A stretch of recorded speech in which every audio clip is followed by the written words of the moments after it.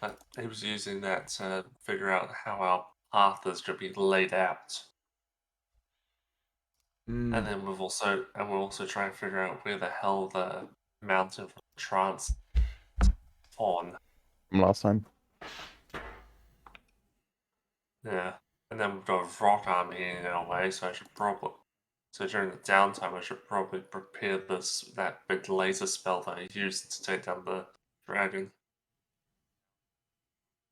You do realize why the the beam did so much damage, right? It was undead.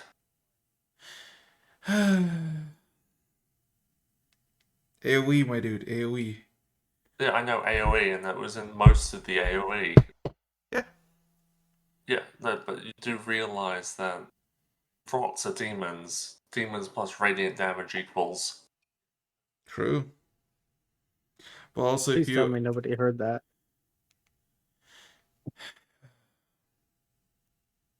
What spell it was? Currently considering having the group slightly divert their path. all I am just saying, right, Revan, I need to figure something out. These are rocks. These are not stupid things that are just gonna fly to your location. Oh, no. I know. For some reason, I just have this. Go on, there is.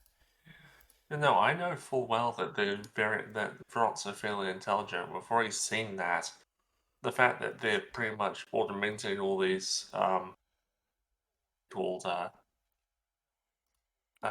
Speedbinders? Goliaths. Oh no, okay. Yeah, Okay, where are the family Goliaths. issues? So yeah, no, but if like in the middle of combat, if I see a bunch of them grouped up, I'm going to vaporize them. That is a fair assumption. That's what you usually do. Yeah. Odvin, Radmat, and who's the other one? Yeah. And hopefully Odwin, okay. if I can convince my other self to assist us, then they're dealing with two of me. Araxis? Uh-huh. Quick question before we start. How Yeah. far into the travel are we right now? At the moment, you have about 36 hours until Okay, you estimated to reach your destination. So a bit further along than we thought. Yeah. Okay. Yeah. I'm just checking because I completely slept on the fact that there is a snow island called Fawn. Which is kind of important. And considering the vision we saw was a snowy mountain, and we didn't know where said snowy mountain was, and considering the map shows it as a snowy island, safe to say. Yeah, and like my thought was, then are we again, early enough in the journey to slightly divert the path from directly to Paradise to Fawn and then Paradise? I mean, here's the bastards also covered in snow, but the Toll wouldn't have been able to, excavate that much. Also, you must consider something else additionally. Who knows? Maybe it's somewhere else. You might like, okay, there's only one frozen island. You look at the bastard. Well, yes, I was thinking that, but the place got snap frozen. Okay, and we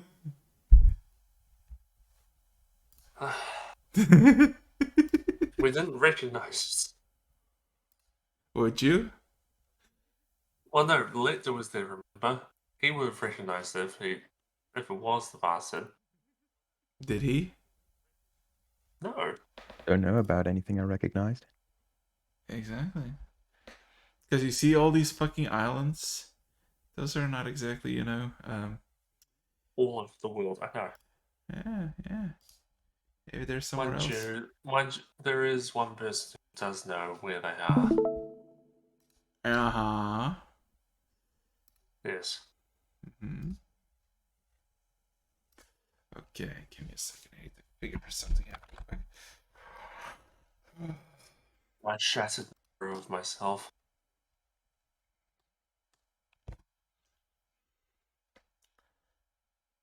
So, I have a simple question for all of you. The same question I ask every fucking week. Are you ready? No, but let's do it anyway. Mostly.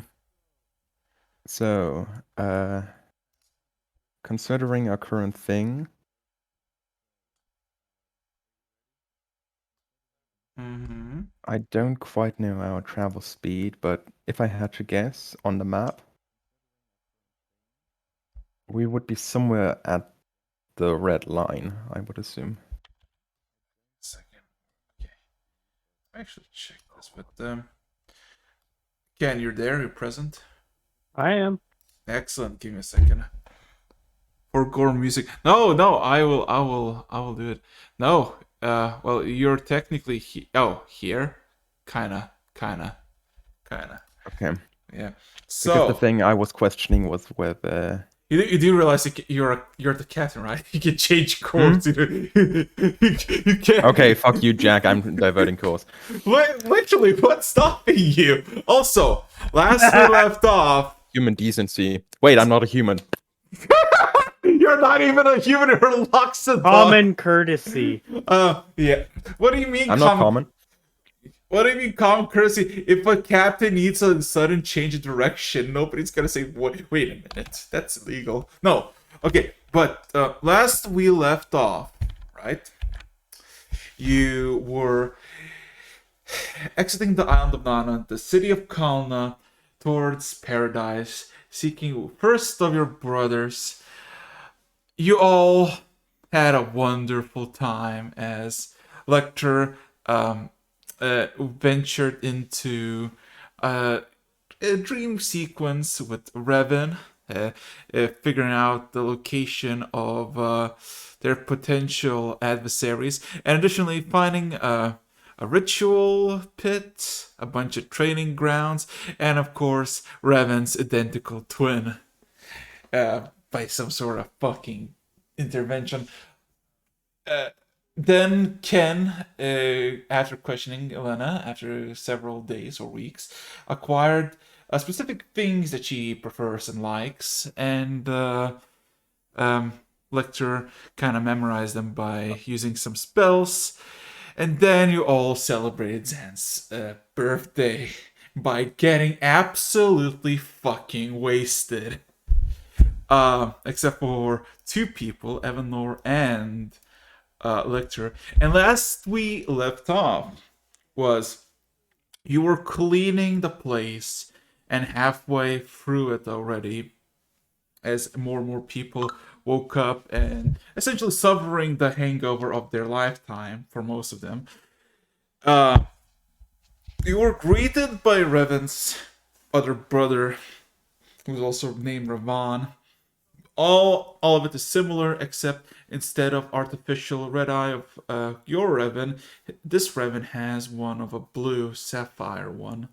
It technically, last time we left off, you were all just kind of in the bar with the Zan as he was drinking, and Revan, you and yourself, yeah, you and yourself drank, and then he realized how bitter alcohol can taste. So, technically, you have 36 hours of free time, unless you wish to divert course somewhere else. Assuming our current position, it wouldn't change too much, but that's a question Jack can answer me in a bit. In that case, sorry guys, but I will be taking this as a priority. Oh, yeah. For a multitude of reasons. I'll leave my thing on the back burner. Sorry about that. That's Could be don't beneficial for you. apologize. Don't apologize. I don't even know if Eric will approve it anyway, but no, not what you're thinking. I think I would be spending the morning after cleaning up and stuff on the bridge, just charting and conceptualizing different routes that we could take. Mm-hmm. And after a while, well, I would simply ask Jack and Pablo whether we could, divert the course to the island of Fawn, at least for now, to continue to Paradise later, as there is also slight unfinished business on Fawn. I mean, Pablo is questioning what is Fawn, while Jack kind of nods and kind of... We have this satellite map, right? Yeah, you do. And, I mean, there's no, like, numbering, but Jack immediately kind of points out as this frozen mountainous range that has been in the archipelago for over a century or so. Relatively peaceful and quite hostile to outsiders, as it houses quite bitter Draugr and is not the kindest of places in the archipelago. But That sounds festive. yeah, but you've been through worse. Yeah. So change course, you're saying? Yeah.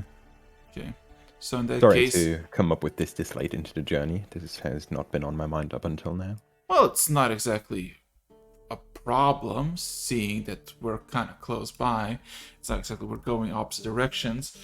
And then Jack kind of looks at Pablo, and Pablo starts to do starts pulling a bunch of levers and starts tapping on the screen, and all of a sudden you hear some buzzing sound as the ship almost goes to a halt, like slowly, starts to float very slowly, as you see a bunch of lines start to change on the big screen from the potential where you were going and slightly directing course.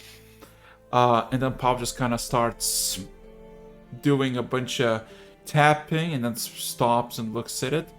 And then looks at you. This is gonna take like 20 minutes, 30 minutes, and then I can tell you exactly how much time you have. Okay.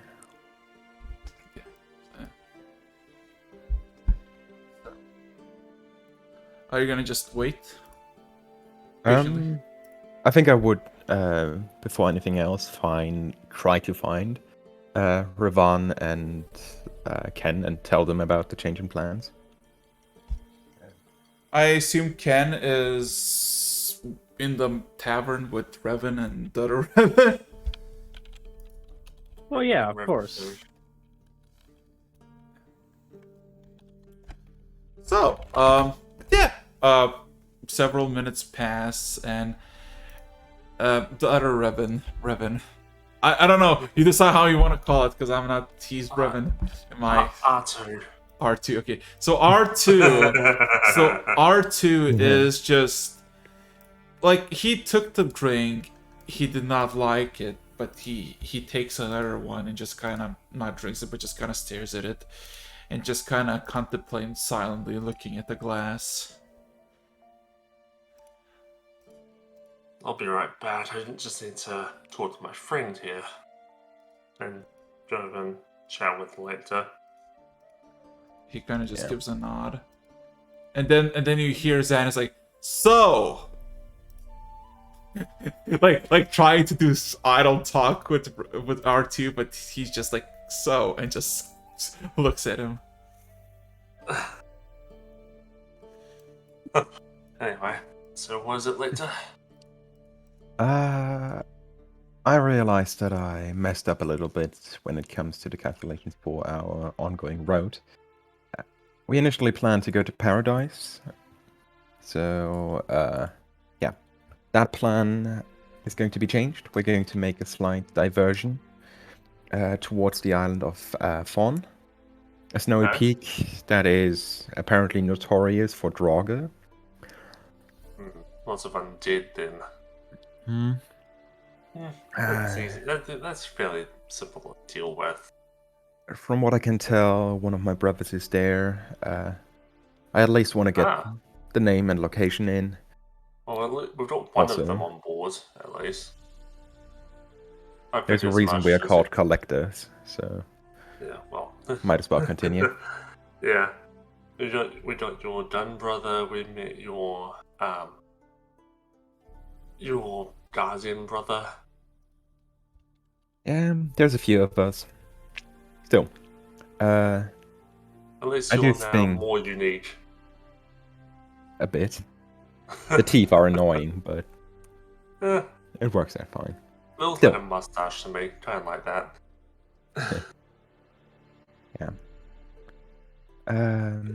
Since it's also happens to be one of the few places in the archipelago with constant snowfall, it is also a good candidate for what we saw yesterday in regards to the Yeah. location. Is But we'll it see a that good- when we arrive. Yeah, well, if it's a dead match for what we saw, then we may be in for an army of rocks, from what you told me. I do not know much about the divine kind of magic, but from what I know, your damage capabilities will not change when talking to either undead or demons. Yeah, no, I think you should be fine either way. yeah, last necromancer I fought just was saying this slack jawed when all his undead creation just fell to pieces. Yeah. Still, it's going to be fine. Yeah, I reminded him he was fighting a cleric and then the guy was immediately face palmed. Yeah. And So, then he this is stopped, the ongoing they stopped- development. They stopped speaking when for a while or ever. Yeah. Anyway. Also, Pablo and consider- Jack will inform us shortly how long the journey's going to take. Yeah. Shouldn't change too much. Can't guarantee that it will be another full day, but Also, I probably need to contact my father about my mirror. I'm doing like a Hopefully- slight tap to the shoulder. Well, you got time for that. Yeah, I know, I get that. The thing is, I don't know if my father will even show up. Yeah, he has had times where he shows up to have a chat whenever I should get him for one of those annual chats then and see if I can. I'm sure it will work out. I Anyway, is Ken? Wait, I forgot already. Is Ken also there? Yeah, Ken is nearby in the vicinity. Yeah, I'd also be approaching you. If you already heard what I was talking to Ravan about, I will not repeat it. If you were too far away or focusing on something else, same information to you. You know, To summarize. I heard it. Wonderful. So yeah, about a few minutes as you're having this conversation, you all of a sudden just sense the like a sudden tug to a side as you feel like you're drifting slightly to sharp right. Not like super sharp, but like you can feel the pull. Still getting used to the fact we're on an airship and that I'll need to get used to that feeling. Hopefully we won't be making too many sharp turns with this. Yeah, this was a last minute thing, I understand. Okay. Now, And then over like the speakers you hear, lecturer, if you hear this, within 9 hours we would be approaching the coast. that's a decent this time. Okay. Yeah. Like, without the resistance of the ocean, this thing's a lot faster. Definitely. In that case, with only this small of an amount of time available, I would instead start doing something different than I originally planned. I'll figure out where currently most of the Germans are situated? The Germans are, most of them seem to, honestly, most of them are kind of chilling in the gym section. There's not much to do because there's almost no equipment, but they're just kind of relaxed because it's like the only place that has semi-warm, like, I guess, massive plot of land, not plot of land, but like floor that is not fully cold and metallic. So they're just all hanging out there. Also, the Soviets, including the High Command, and a few new Dunkirkings as well. So, You don't count all the Germans, though. You count the majority, about like 90-something, 93. Okay. Yep. I'm going to do something with, honestly, all three groups, so it's good that they're there. But since it's going to take some time, I'm going to leave the other two the first step. If you guys want to do anything. Oh, I'm good. That's a pretty significant thing that I want to do. Anyways. If everybody has to do something significant. Yeah. So, one thing I'm going to do is, since my, like, I've typically got 2 divine interventions, realizing this. True. I'm going to use the favor one to call my father to the ship, as it is time for our annual yearly chat. Annual? Yeah, annual. Each year we have a chat about how things have been going. And in this instance, I'd say we definitely need that. Okay. Roll me a D. Wait. 16 or higher is an automatic success, isn't it? That's why you're doing it firstly. The celestial ancestor thing, yeah. Oh boy. So yeah. Are you just gonna just use it in the bar? I'm just using the bar, like the. Yeah. So if I do a prayer, he's probably not going to hear it. Okay. No. So he is probably fucking with someone in my No. As soon as you finish, he almost uncharacteristically manifests about 10 feet away from the bar, like unnaturally so. So Revan, you wanna describe to everyone what the fuck they see? Because I feel like only you can do it. So with the previous image you've seen of Dythar, my gods, you've seen the very Harlequin-esque, somewhat terrifying jester appearance. What you see now is he's got the same mask, the somewhat terrifying jester Harlequin, but you see he's in a rather nice suit that has the same sort of chaotic color scheme, but like it's well tailored, fitting him, and he's got the long blonde hair that somewhat matches mine.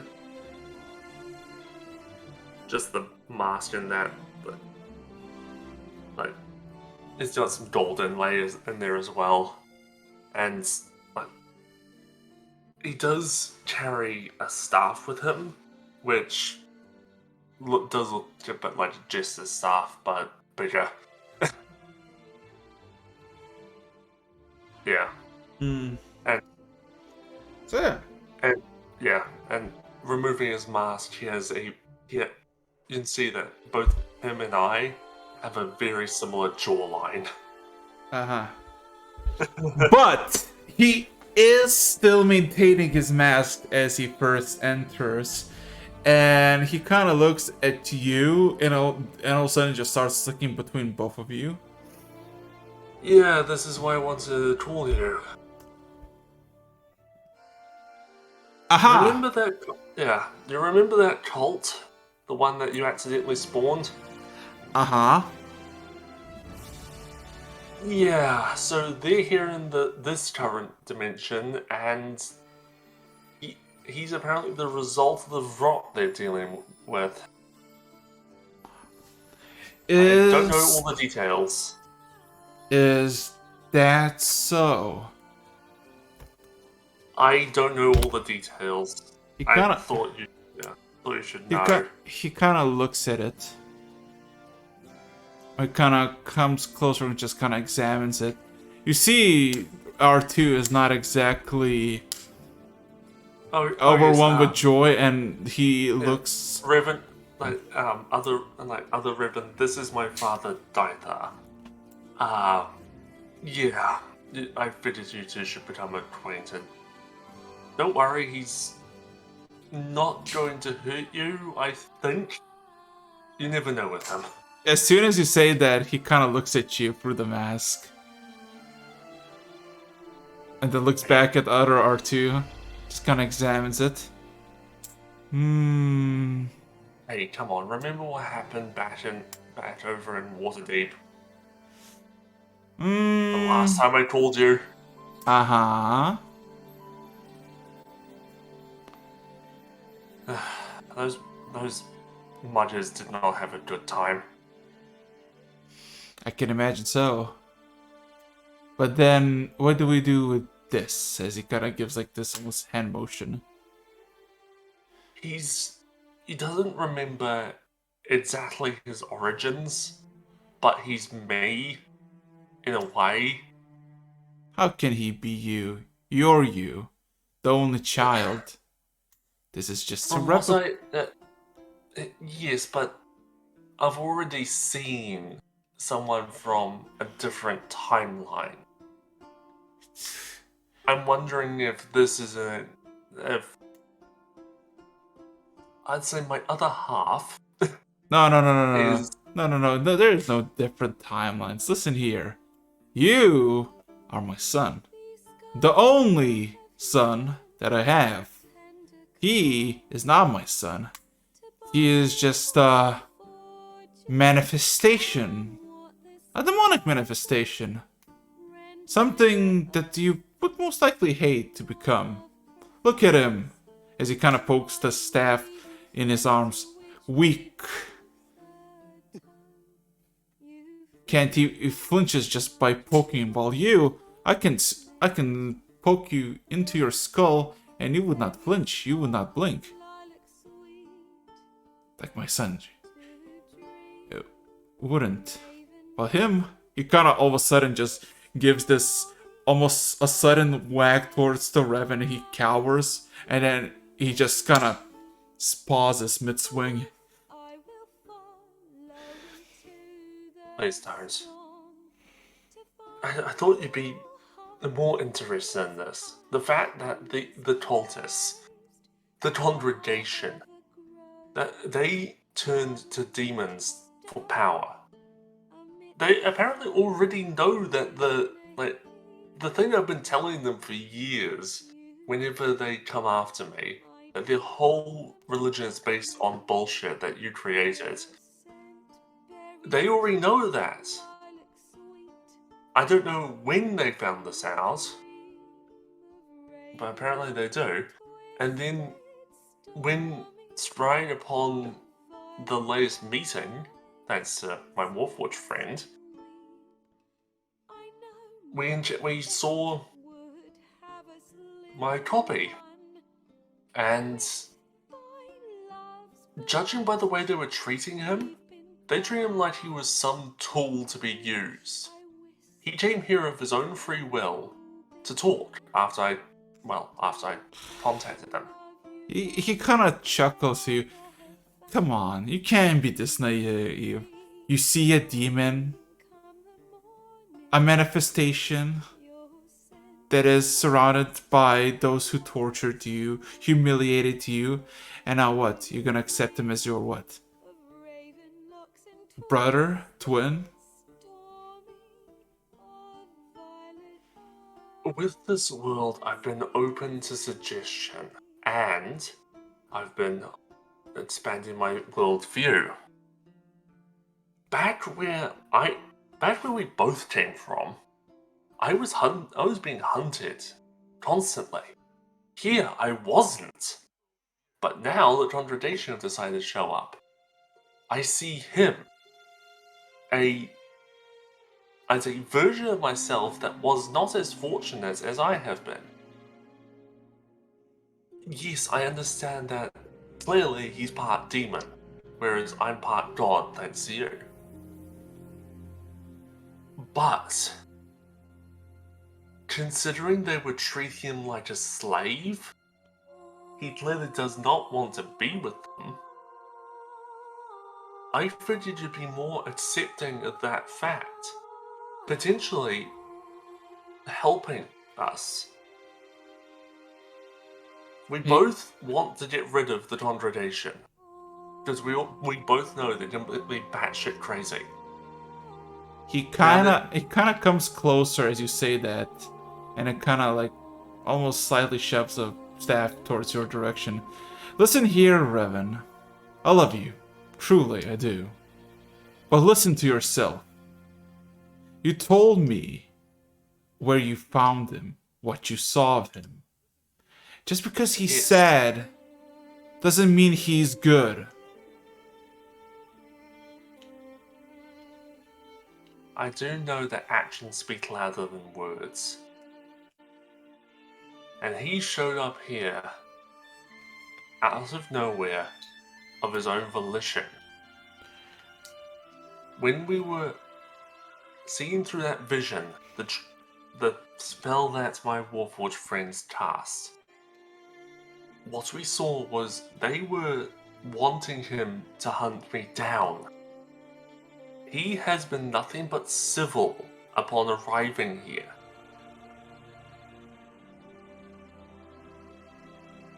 You may think I'm naive. I do agree that in some circumstances I am. But when I see a chance for a life to be saved from a fate that you yourself saved me from, I was bound. Yes, he immediately retorts, I saved you from the clutches of them, and you fled. And what did you do? You saw yourself in the mirror, as he kind of points. You saw all that you lost because of them, and you decided to invite them here. Do you not care for the rest of them on the ship? Do you not care about your friends, as you call them? He could be lying to you. He could have been a decoy. How can you be this naive? He kind of immediately like looks into the other Revan, the R2, and then looks at you, Revan. You gotta end him. You gotta kill him.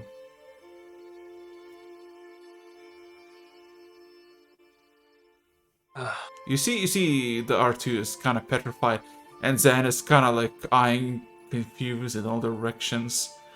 Just also. Is that?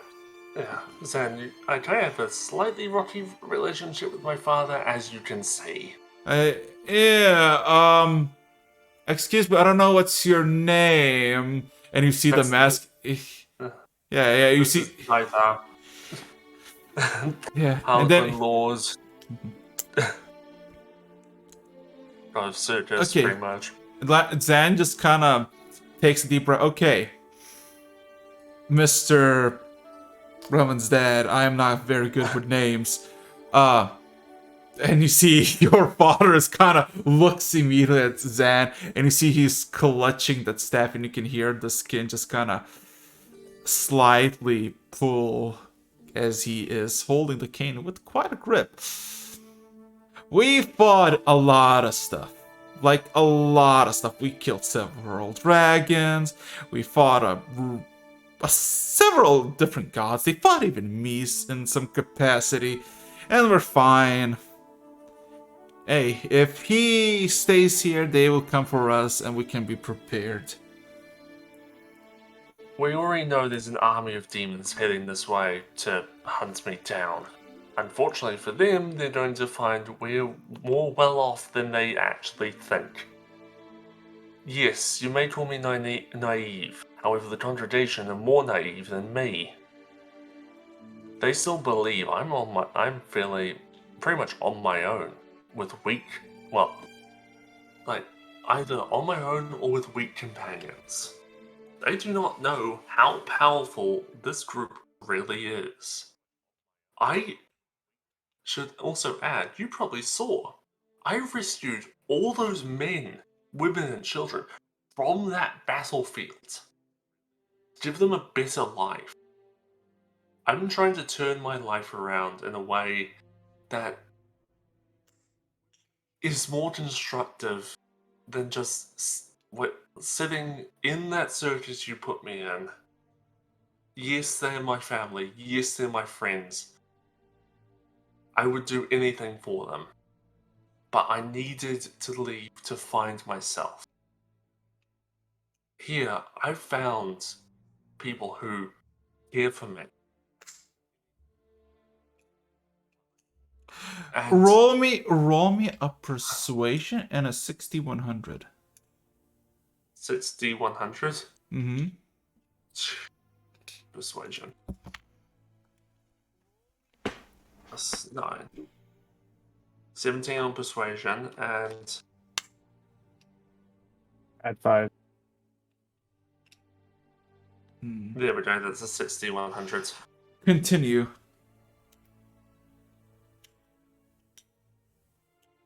If you got anything else, yeah. We've proven ourselves. We've taken down someone who was effectively a god of tricks, but an evil god. Yeah, actually, I'm fairly certain he was just a false god. Anyway, we've fought hard, taken down ancient dragons, effectively tricked someone who was effectively a god into opening a book that instantly killed him.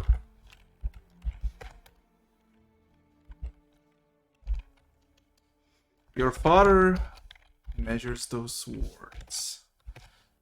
And give me a second. Okay. So Ken, where you are at the moment? I'm probably going to be behind the bar. Just cleanings. The roll me. Just making sure. Okay, roll me a perception check. Lecter, roll me a wisdom saving throw, and Revan, roll me a con save. I've probably pissed them off. Saving throw, right?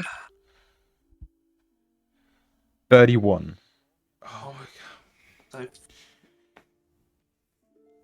13. Best man.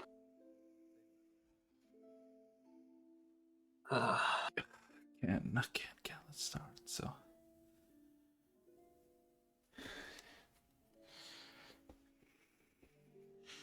Give me just a second here. Yeah. So. 12.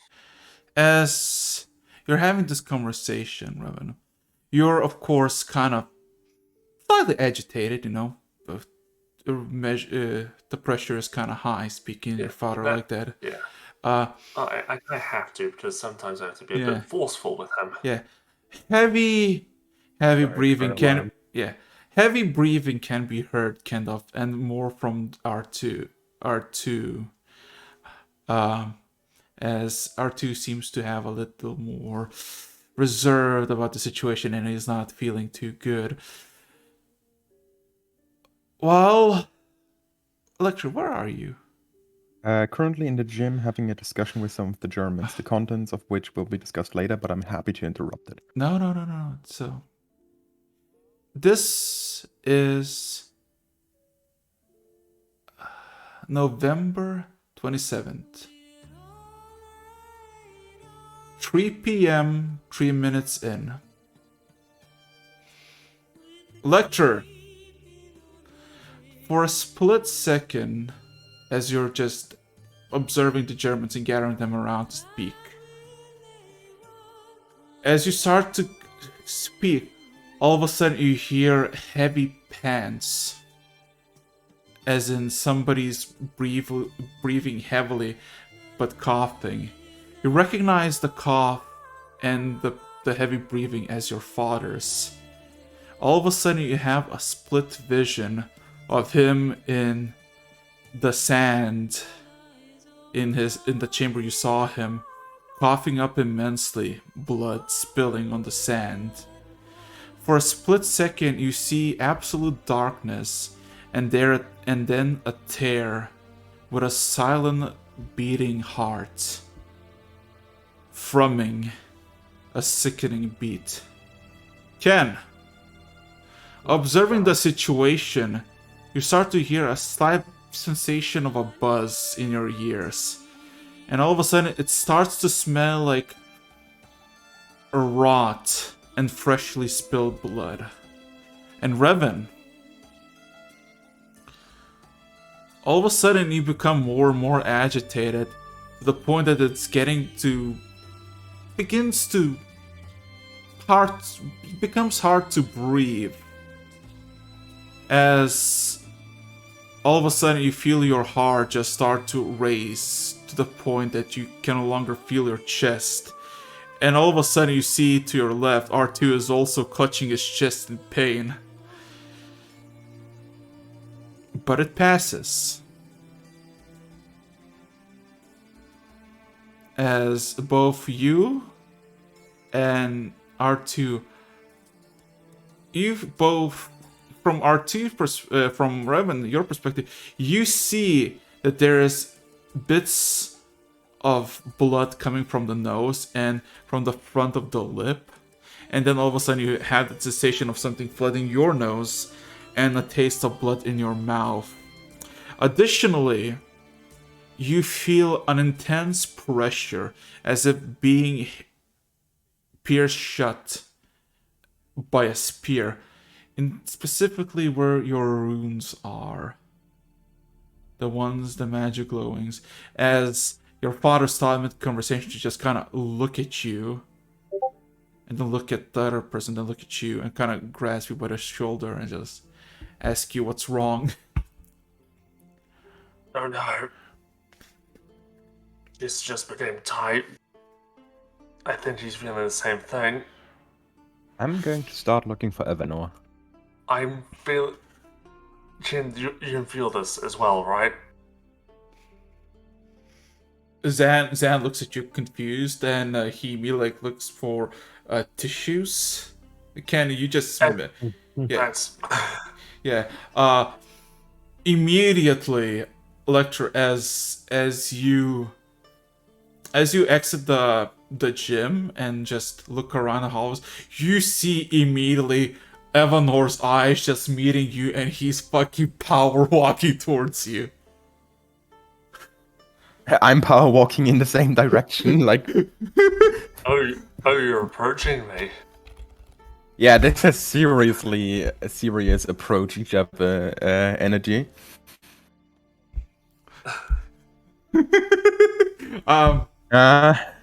But yeah, maybe not with the dog. Yeah, yes, I know. Yeah. But yeah, you approach, and he really just almost in a gasp just exclaims, "You saw him too, didn't you?" I just nod.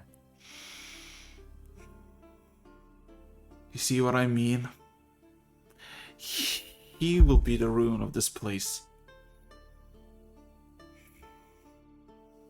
He kind of grips the holster tightly, as if preparing to shoot at any moment, eyeing around. You see, with your passive insight, that some sort of paranoia grips your brother.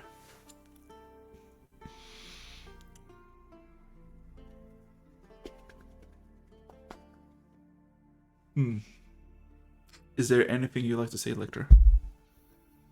I'm thinking right now. Cool.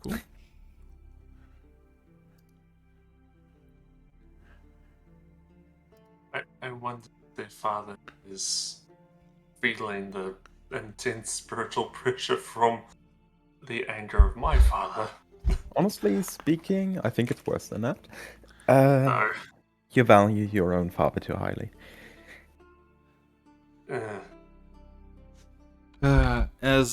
Yeah, like you can see that Zan is kind of taking care of the R2 while your father Evan is mainly concerned about you. But that pressure eventually slowly subsides. But you're feeling cold sweat breaks out on your body, and you kind of feel wobbly. So that's the second panic attack I've ever had. I know that's a panic attack because that's exactly how I felt last time. This one was worse, as it drew blood.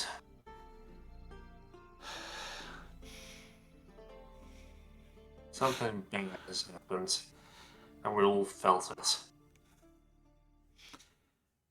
Ken, with your high perception, while he takes care of, Aaron's dad take care of him, kind of just looking at him and taking off the mask. You see his other hand, the right hand that is holding the staff, is gripping it immensely, and it's slightly aiming towards the other Revan. We both felt that. Shows we are more alike than you care to admit. I understand I may have angered you. Even you can't deny what you've just seen.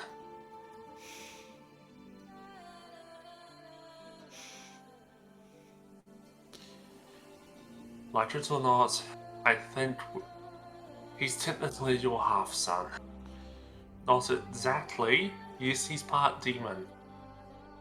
But he's lost, like I was, at the start. Even if all he's told me is a lie, I still implore you to please help him. And he may have a better life than, like, with your guidance, than one being used as a slave by a demon. Roll me a persuasion check. Okay. 23. He kind of looks at you, kind of full of worry. And kind of nods to himself. Yes, I will. I'll make this quick, as he points the staff at R2 and casts Disintegrate.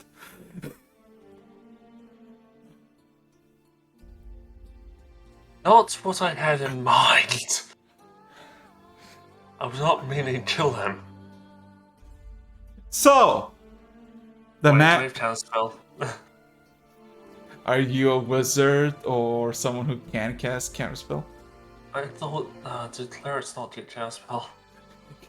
Usually they don't. Fuck. Wait. Did you have it? Yeah. Give me a second, I'll have an answer. Disintegrate's a high-level spell.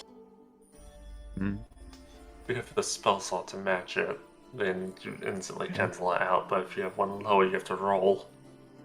5e tools claims Sorcerer, Warlock, Wizard, Arcane Trickster, Clockwork Soul, Redemption, Paladin, Eldritch Knight, and Watcher's Paladin. I don't think either of you two fill either of those criteria.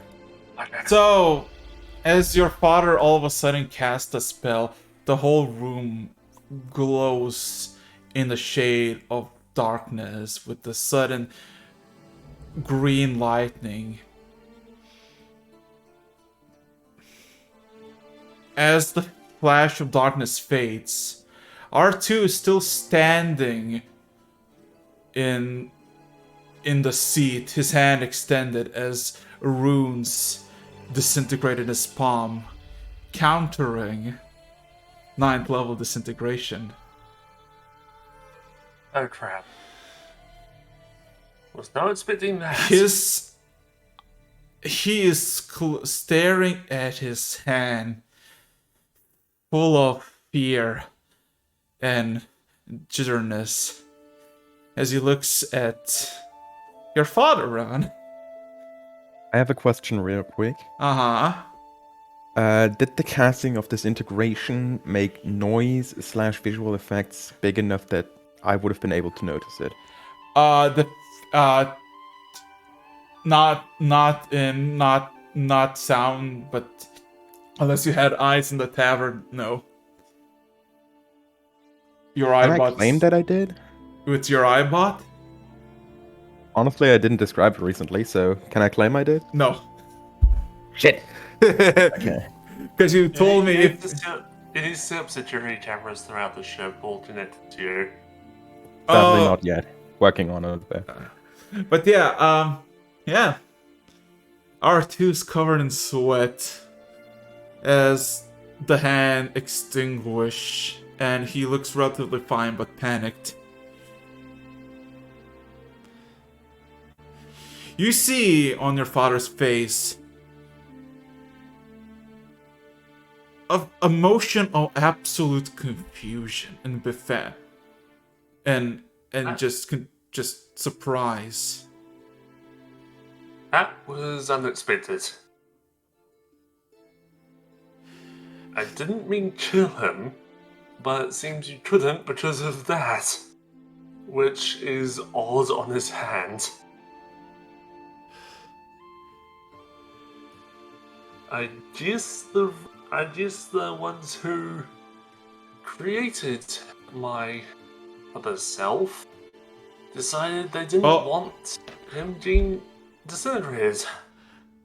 You see your father is speechless, looking at him, and then looking at you, and he tries to mutter something, and then you see R2 immediately lash out with his left hand and just tells him out loud, "Be gone!" And all of a sudden, you just see a massive purplish hand of a rock manifest behind your father and just pull him into the portal and just gone. What did you just do? He still has his hands in the air as he did the motion. He just cast banishment, didn't he? Maybe. As he looks at you and kind of just chuckles. I don't know. It came naturally, I guess. Knee-jerk reaction. Danger. He tried to kill me. He kind of lets down both of his hands. Zed just kind of nods. Yeah, I would do the same thing. Sadly, I don't have any purple hands that can just tear people apart, or... I'm probably not going to hear the end of this in my head for the next few days. You see R2 just kind of sits in the chair, almost like defeated, taking a deep breath, sweating, and just looking up. I was hoping he'd just unbind you from whatever's in, whatever. I thought you were technically bound by those assholes and being forced to do stuff you didn't want to do. He just shrugs. I don't know who I am. Maybe he knows more than he told you. Then again, I see wisdom in your father's words. Maybe I'm just an amalgamation. A shattered copy.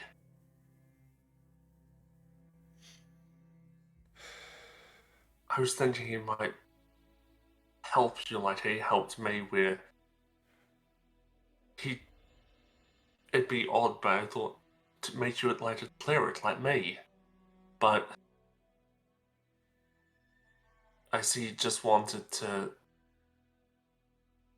eliminate you because he figured you were a danger. He kind of just looks at you His face shows no emotion, just besides exhaustion. I don't know. Maybe if he comes back the next time, we can ask him for an explanation. He'd probably slap me the moment he popped through. Maybe. I mean, he tried to do something worse to me. Yeah. I just imagine you just both just leaning in the bar chair, just watching where your father was, and just like fucking sweating. Yeah. I don't know if you were lying to me this entire time. I do agree, I am naive at times. But I have to be more cautious with you now. You understand that, right? He kind of just nods and looks at you. At least I don't need to worry that you're as zealous as your father. Wait. Yeah. Wait.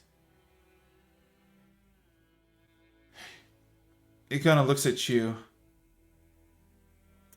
Your father grants you your power. Yes. What grants mine? Considering what I've seen, the rot wings and the fact there was a giant rot hand that grabbed him,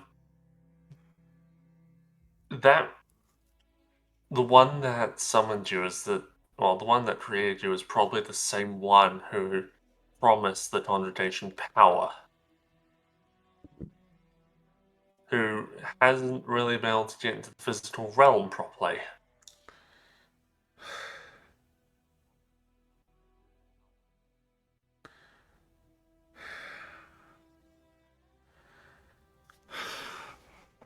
It's less like you're...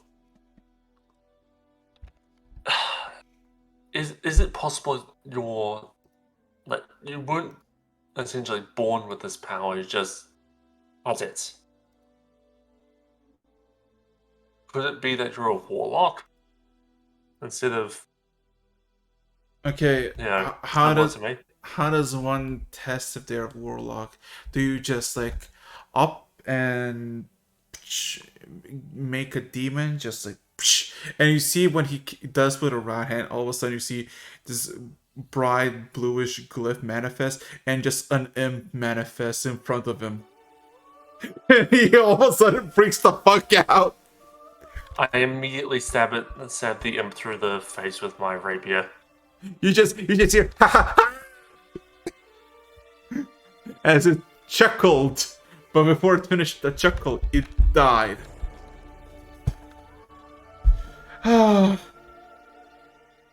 Yeah, let's not do that again.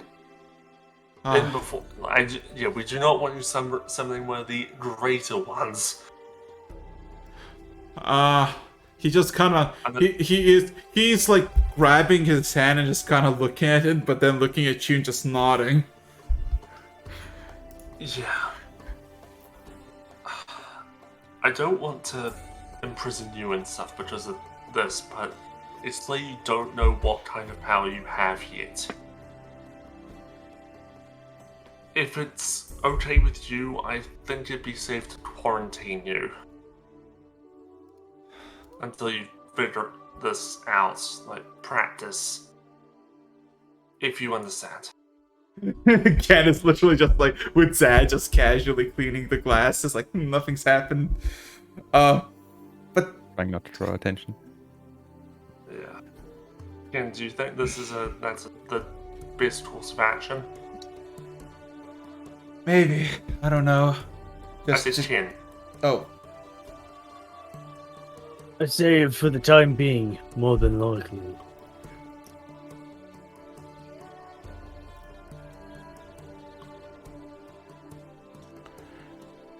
Yeah. It's very likely you've been forced into a pact you did not want to be part of. And that may be why they have hold of you. Because they literally have possession of your soul.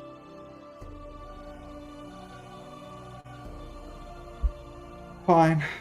I will not resist. This is a lot. I know it's a lot to take in. This is Well, the probably Lord said been- it gave you some time to think about and meditate on it. This is probably the most personal growth we've both had in a very long time. You at least you remember your growth. I don't I remember have much. no idea. So, That's for the rest of you, what is everybody else doing? sorry for taking over most of that. It's fine, honestly. So yeah, Evanor and Lectra, what are you doing? Because you So yeah, Evanor still being paranoid about the situation. yes, he's not like gripping like fully and like he's about to shoot the place, but he is gripping just in case of something might happen. Yeah. Oh, for fuck's sake, give me a second. Yeah. Right now, I think we should, like, let me phrase this differently. This is a pretty clear call. Like, we know what's happening. And I don't know if he said something to you in a similar sense, but he has given me a request. And that is the reason why I feel fine taking you on the ship, at least for now. Why I think that we should stay together as a family, even though our familial bond has been already shattered by death. He has asked me to make sure that he at least can see all of us again. So, even if there's paranoia, even if there's doubt, stay here for now. We'll figure it out. I'm sure if we have safety in numbers amongst our own, we can do it. The only thing we need to know right now is that we're racing against the clock. Let's make sure we do this as efficiently as possible. Roll me a persuasion check. My current persuasion, isn't it like lower than I had remembered? Time to make a hero fortune mini Well, that's a 10. of R2. He'll be dead by the end of the session, don't worry about it. he No. looks at it. Right, he looks at it. Looks at his holster.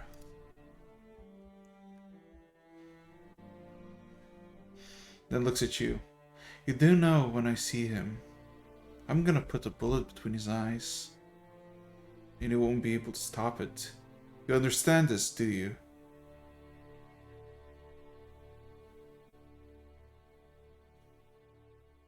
I hate the thought of knowing this.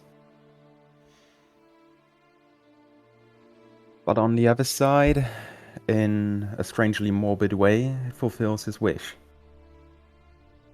Then the old man will have his wish. Just wait a little longer until we can gather as many of us as possible. The next one should be within view in roughly 5 hours. Excellent. So, What is it exactly that's brought you to this opinion?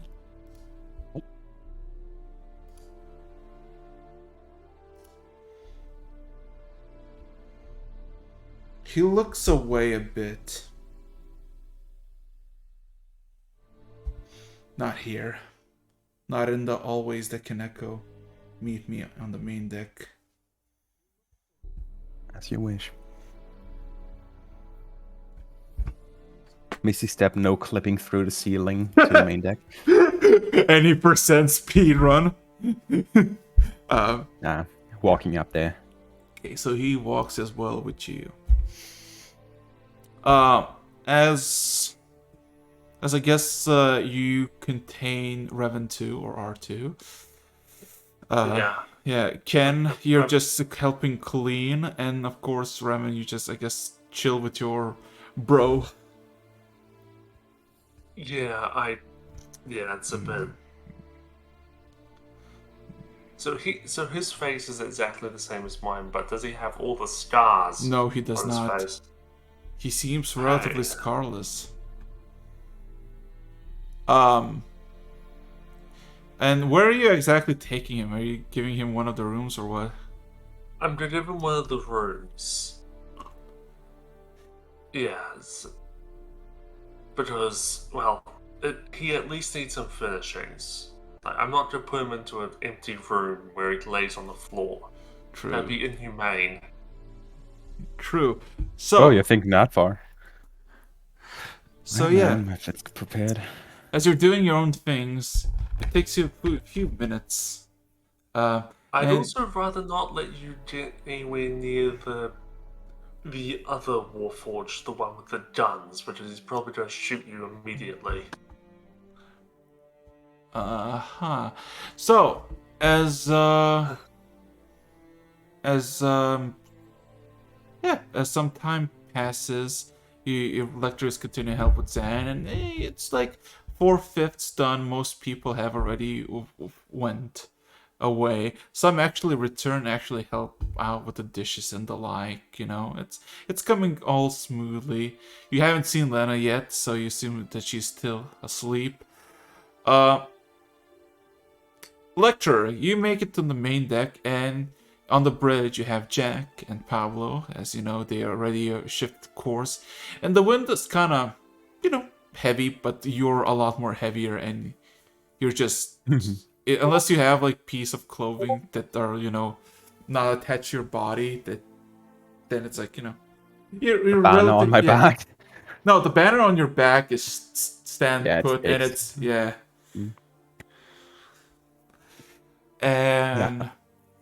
And the only person else you see is Vita just chilling by the pool.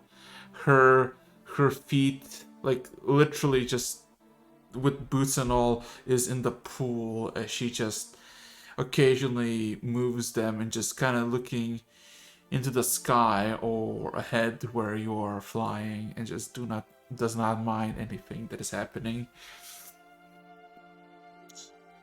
And as you make it to the main deck, Evanor Emila just kind of looks at you and just kind of walks towards the edge to the very front of the ship. Well, not fully front, but a few feet from the actual edge. And then kind of looks back at you. He made me like this.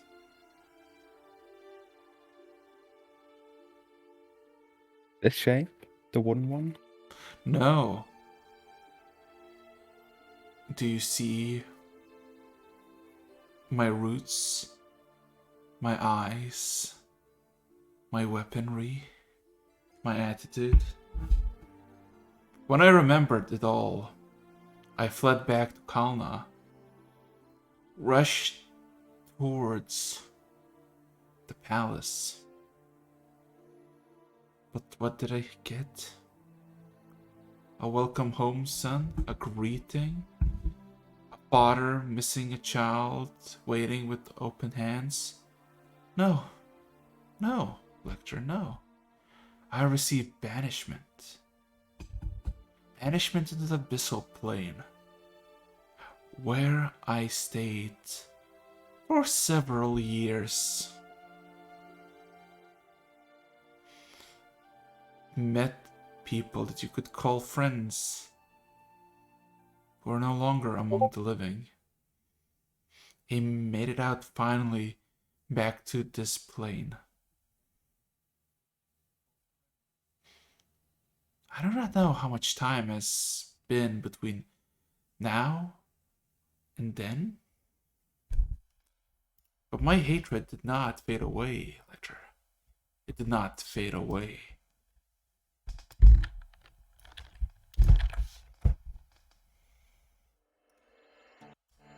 A banishment like this? I cannot imagine something like this happening without any reason at all. Our past is something we don't know, and honestly, entirely, right now, it is irrelevant. Of course for you it's irrelevant. It kind of looks away and looks forward where you're flying. Because you didn't witness it. You were greeted the way that probably I wanted to be greeted. How many do you think went there? How many you think were sent away? All Disregarded. those who weren't happy with how they turned out.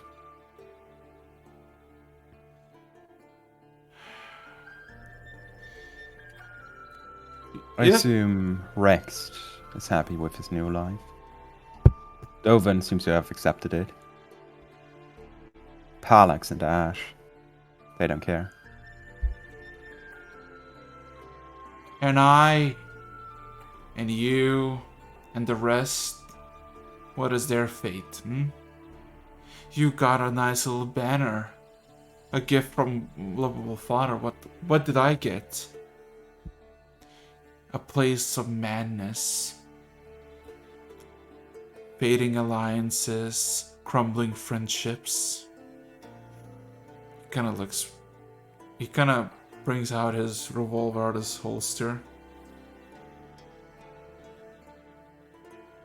Kinda stares at it for a bit. Then kinda takes a deep sigh and puts it back.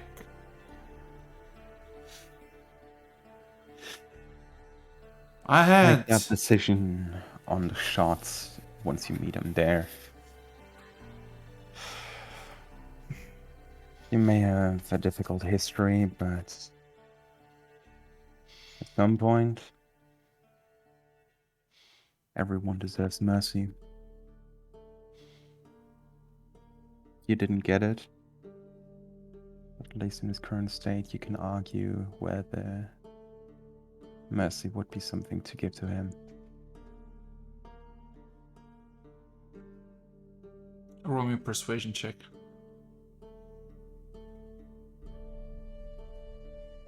$22.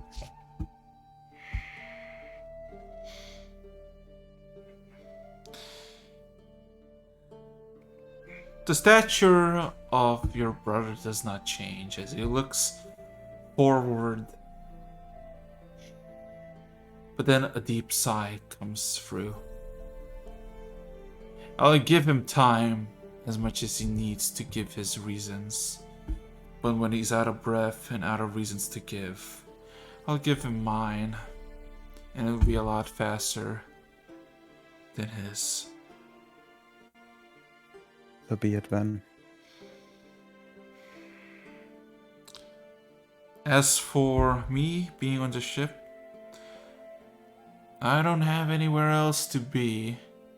And besides, if we're gathering our brothers, the best thing I could do is stay here and wait while everybody else gathers up. Do you have a plan? Where to look for our sibling? That's where we're heading to look for him, right? Yeah. Whichever he may be. We're looking for Ratmat. One of our brothers on a snowy peak, most likely on Fawn. I will then proceed alone. I work better alone. I have my ways of communicating. I will notify you if I find him. And you're of the Arcane Swords. I see what you do. Getting to me wouldn't be too much of a problem. with it. Definitely not. Then he gives a nod. Just kind of stares into the horizon and just waits. I'll put one hand on his shoulder. I'll leave you to it then. Then I'll turn around and head back into the ship. Specifically, looking for Ken and Ravon. Ken can be easily found in the tavern, and Revan can be seen, I guess, in one of the hallways where the VIP rooms are. Okay. Leading my other self to a room. Yeah. No reason specifically, or any intent behind it?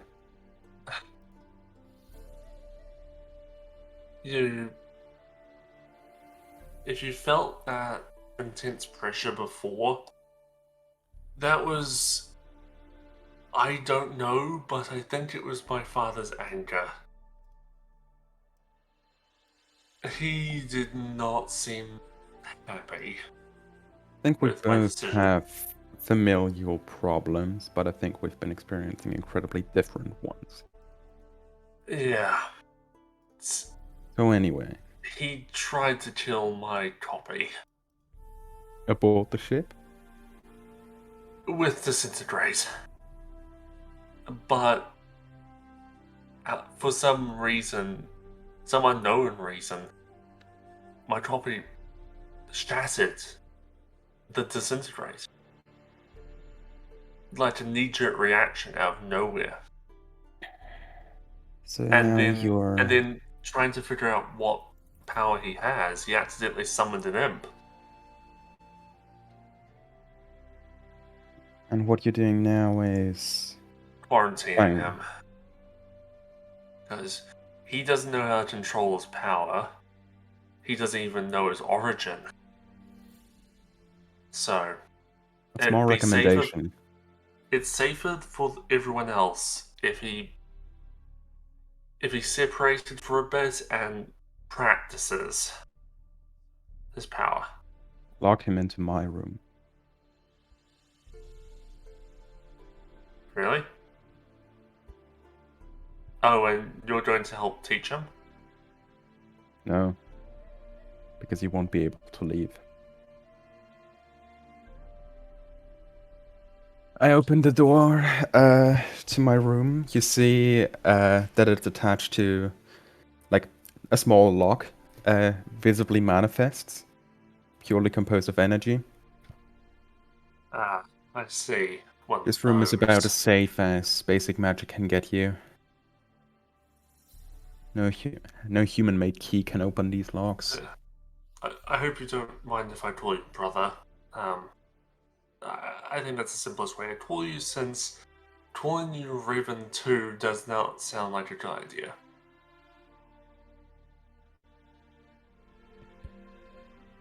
There. We're technically brothers, not by blood, but by appearance.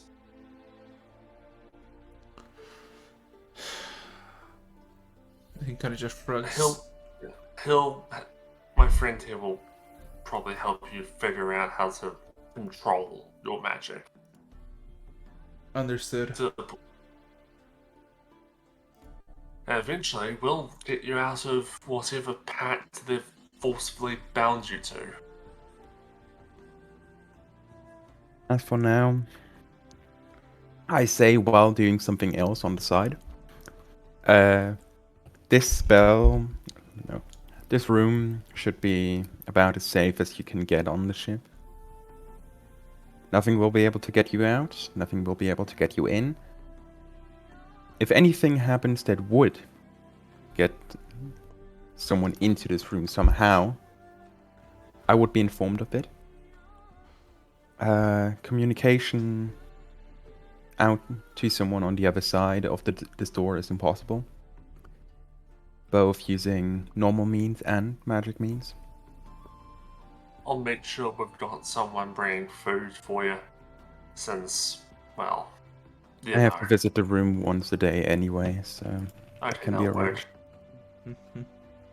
I mean, he just kind of nods. He doesn't say or even We're contests. not imprisoning you. We're we're ensuring the safety of everyone else and yourself, because we don't want you accidentally, injuring yourself in the process. Understood. So yeah. I'll leave Also, him in your capable hands, Lecter.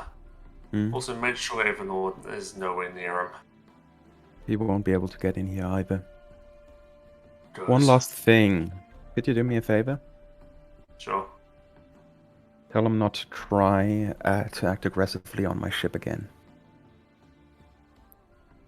You mean my father? Yes. A funny thing, another knee-jerk reaction from,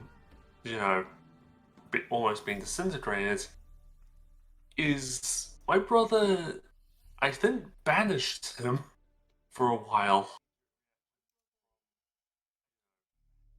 I'm probably going to be yelled at repeatedly for the next few days by my father in my head, but yeah. If you really do need some quiet time, I can get you in there as well. Most likely won't be able to get to you either. It's a divine power that transcends reality. Considering I can hear him in this world when I'm from a completely different one. And Your the fact I was able to father, summon him here. your father is the god of circus, right? Those Circus, Harlequin Lord, sometimes a god of tricks. Tricks, He's chaotic okay. about it. Yeah, that's fine. But I'm just saying, the only other case that violence has been used on the ship, apart from, well, a dragon attack, was another god of trickery. And that person didn't leave the ship alive. Feel free to tell him that. I did. And I'll close the door behind me, locking myself and R2 inside the room. After Lictor finishes that, just before Door's he closes closed. the door. Well, no, before he closes the door, I say, I kind of already did. Yeah, I'm making my point clear. So yeah. Oh fuck, I just remembered something. I wanted to cast something else. This is mostly my story, Archer. I'm not really happy about that. All better. I'm not really. I'm not trying to rain on anyone's parade or anything. You know what I mean. Yeah. Right now, Eretz has made this my nemesis storyline. So be it. Also, do you like how I've done the Hero Forge mini for him? I don't care right now. Yes. Oh. We're kind of in the game, by the way. More. I know it. I got it. I just said. So. Well, no. Other stories. I just remembered something else. I wanted to send a sending spell to someone else. Okay, who is it?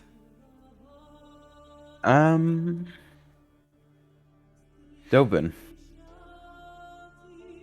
Oh? Wait, which Dovin? Hold up. The oldest. The oldest Dovin? Wait a minute. Number 1 sitting at the seafloor. Yeah.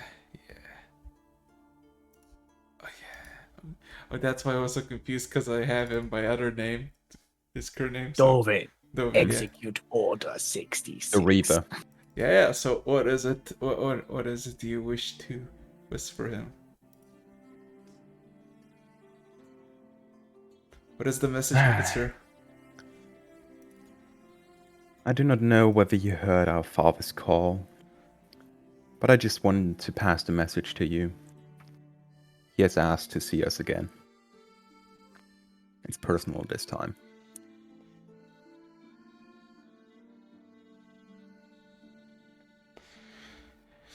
You hear a swift response. I know of why he calls us to the surface. but my duty is at the bottom and in the center. For this is my fate that I've chosen for myself.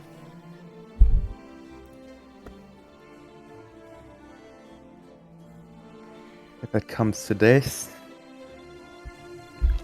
I'm happy to find as many people as it needs to replace you for a single day that you can attend at least one meeting with your father.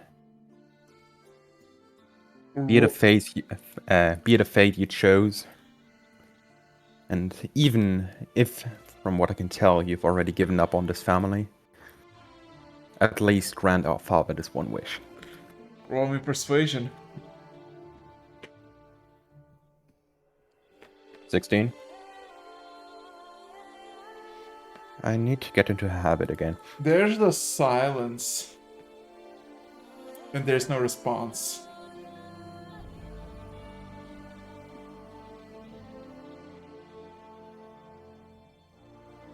It ghosted you. But after 2 minutes or so, you get a message from Kilroy. The fuck? Hey, been a while. You doing alright? Good, good. If you respond, that means you're good. Just cuts. You want to respond to this? We are fine right now, thank you. So, I heard some stuff, and I was told to ask you to go somewhere for your brother? Which one? Do you know the one that sits in the middle with the giant glaive? Sure. Tell me. Well, first of all, you're flying, so I mean it's kind of confusing. If you, when you're free in the open sea, and we're talking near the center, then it just cuts, and then it immediately continues. Could you just like tell me and then go lower so we can talk? We will be there again over the next few days. Maybe in a week. Good, good. Just inform me. I'll get like back to you then. Good. Yeah. How's my book? It has gotten a sentience of its own, and it's currently the reason why part of the world is frozen over. There's just a chuckle. Oh, it did that? Cool. And there's silence. I don't know what your current... You didn't mention that instantly killed the guy who wanted it. Honestly, it's irrelevant at this point. One way or another, I don't know what your current point on dragons is, but it unleashed a mighty one. Which seems to be a topic of conversation around the world right now.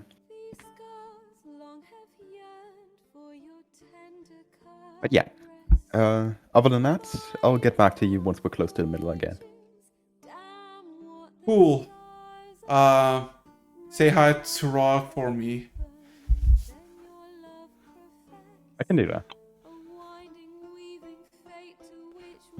You get a immediate message. Oh wait, I can send a message. What am I saying? I'll do it myself. But then again, you are closer to him. Yeah. Actually, right now, not. We're just hearing the distance. Kilroy! Over half the world. Yeah. All of a sudden, you just feel all of your blood just pump as your hairs just stand up, and you hear this orcish bellow. No. The clouds split above you. Message Nectar, I think Kilroy did something that made Rogue maggot again. But yeah, what is everybody doing? Because you got about 6 hours to this point as you were just kind of doing your own things. So.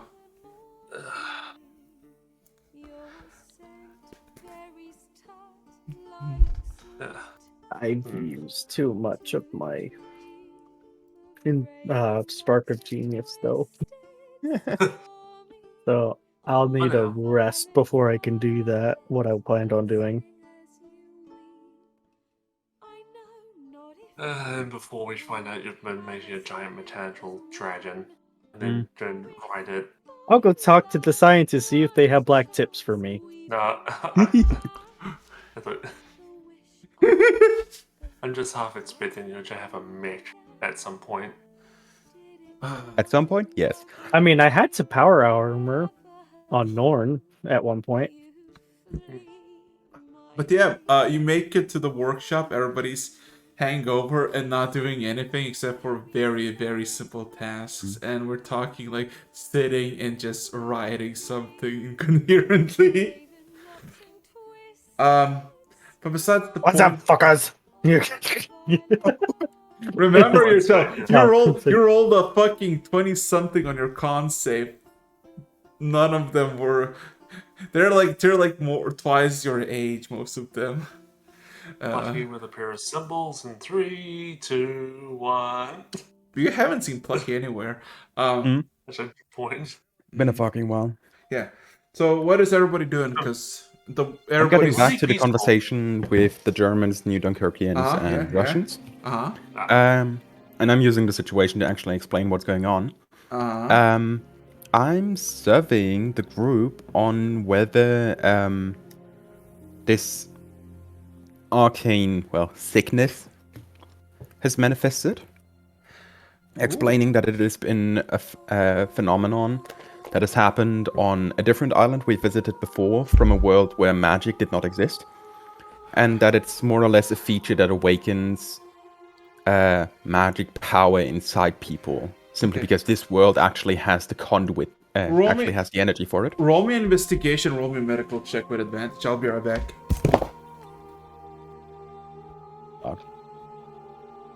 Where is it?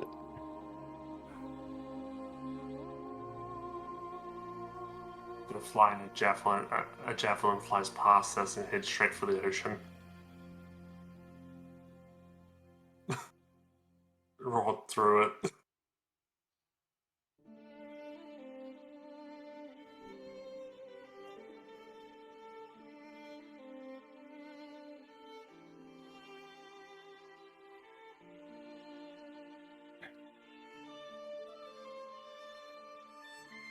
I'm just that giant client.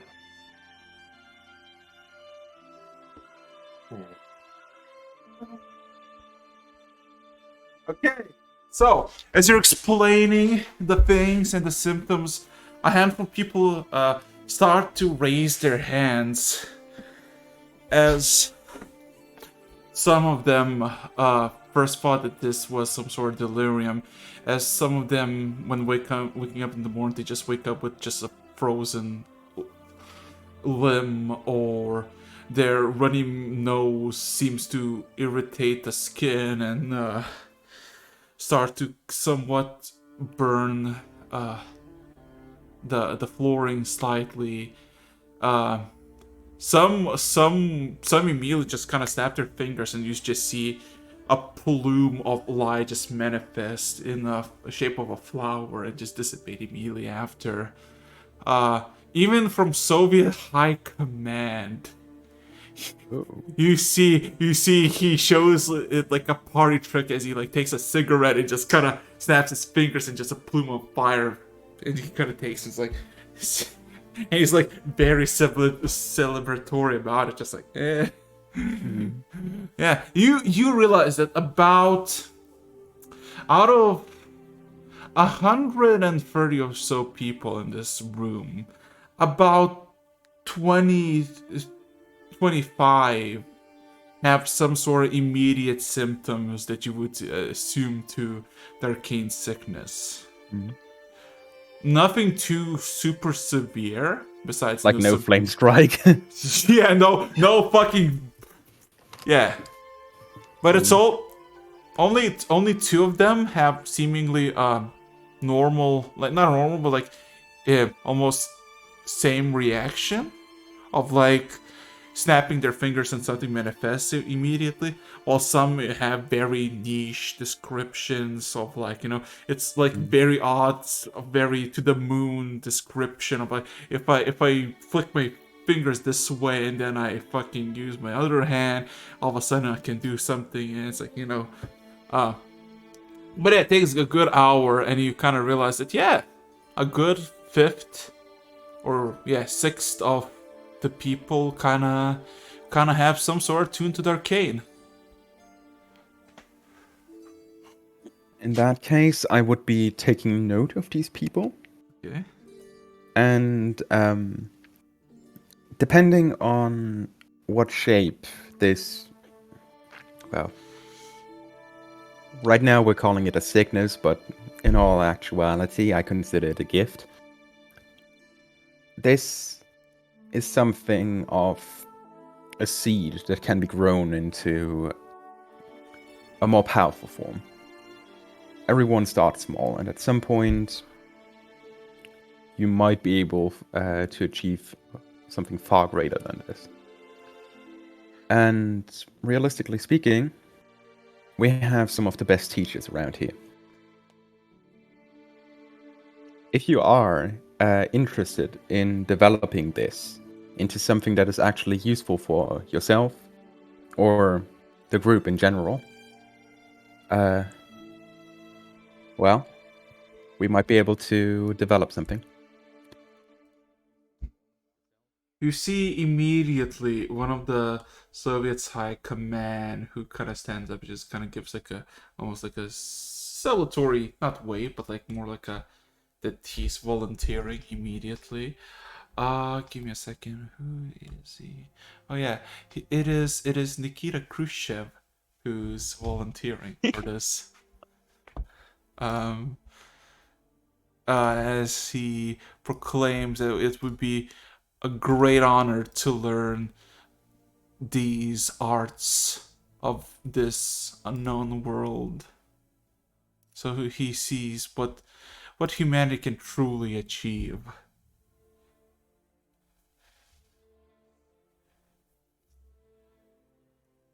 Practically speaking, there is two general different categories that this falls into.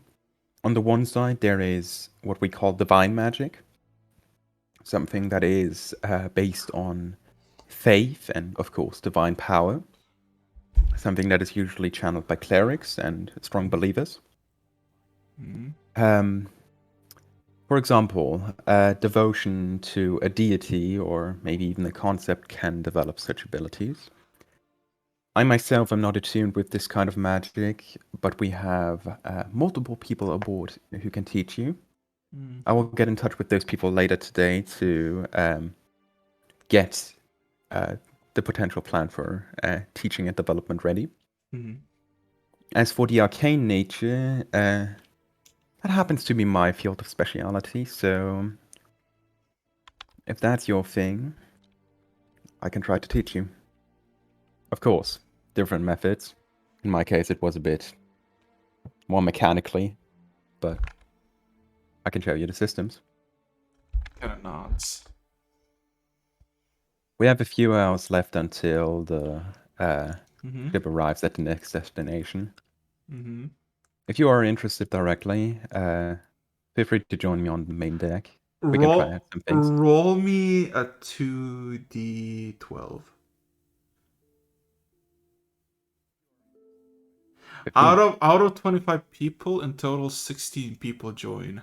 As all of the Soviets almost immediately, those who are technically gifted, immediately kind of stand up following the your suggestion and kind of looking towards the Nikita as almost like inspiration, while a handful,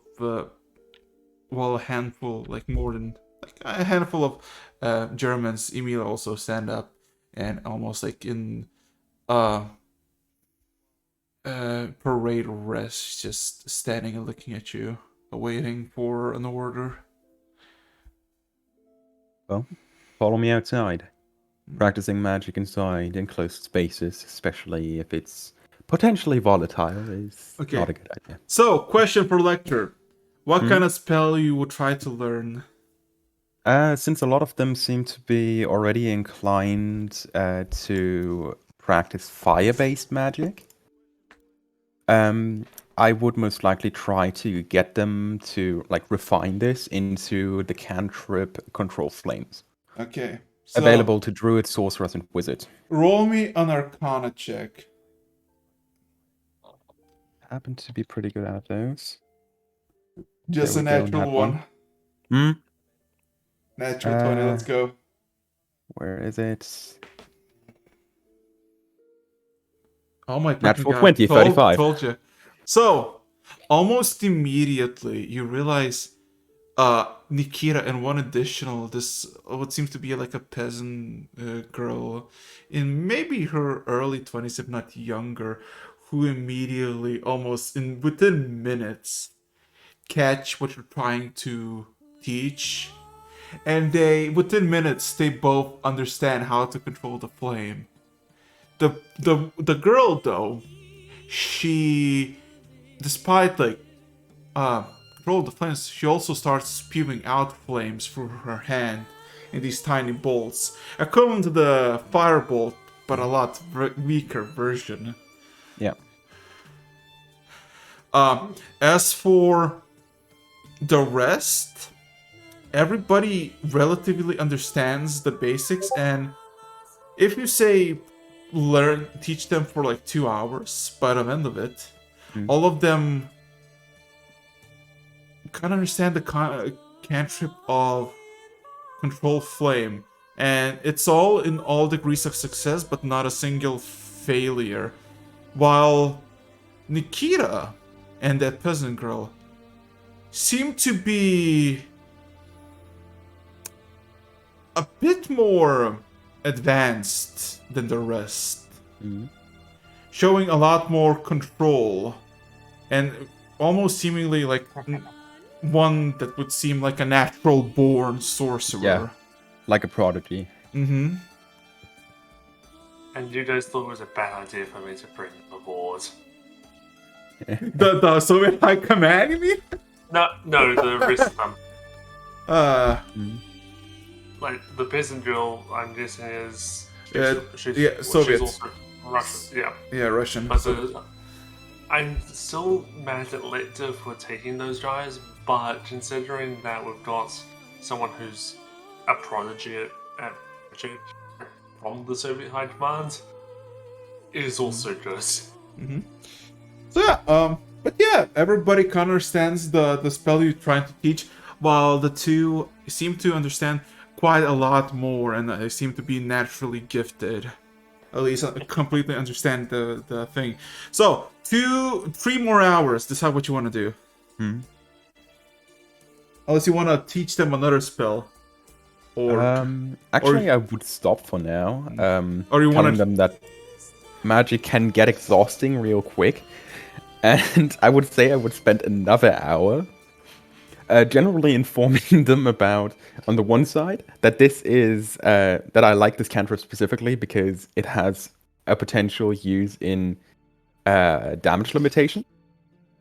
In the sense that I managed to stop the boat that we had back then from burning down multiple times, because this acts like a form of fire stopping system.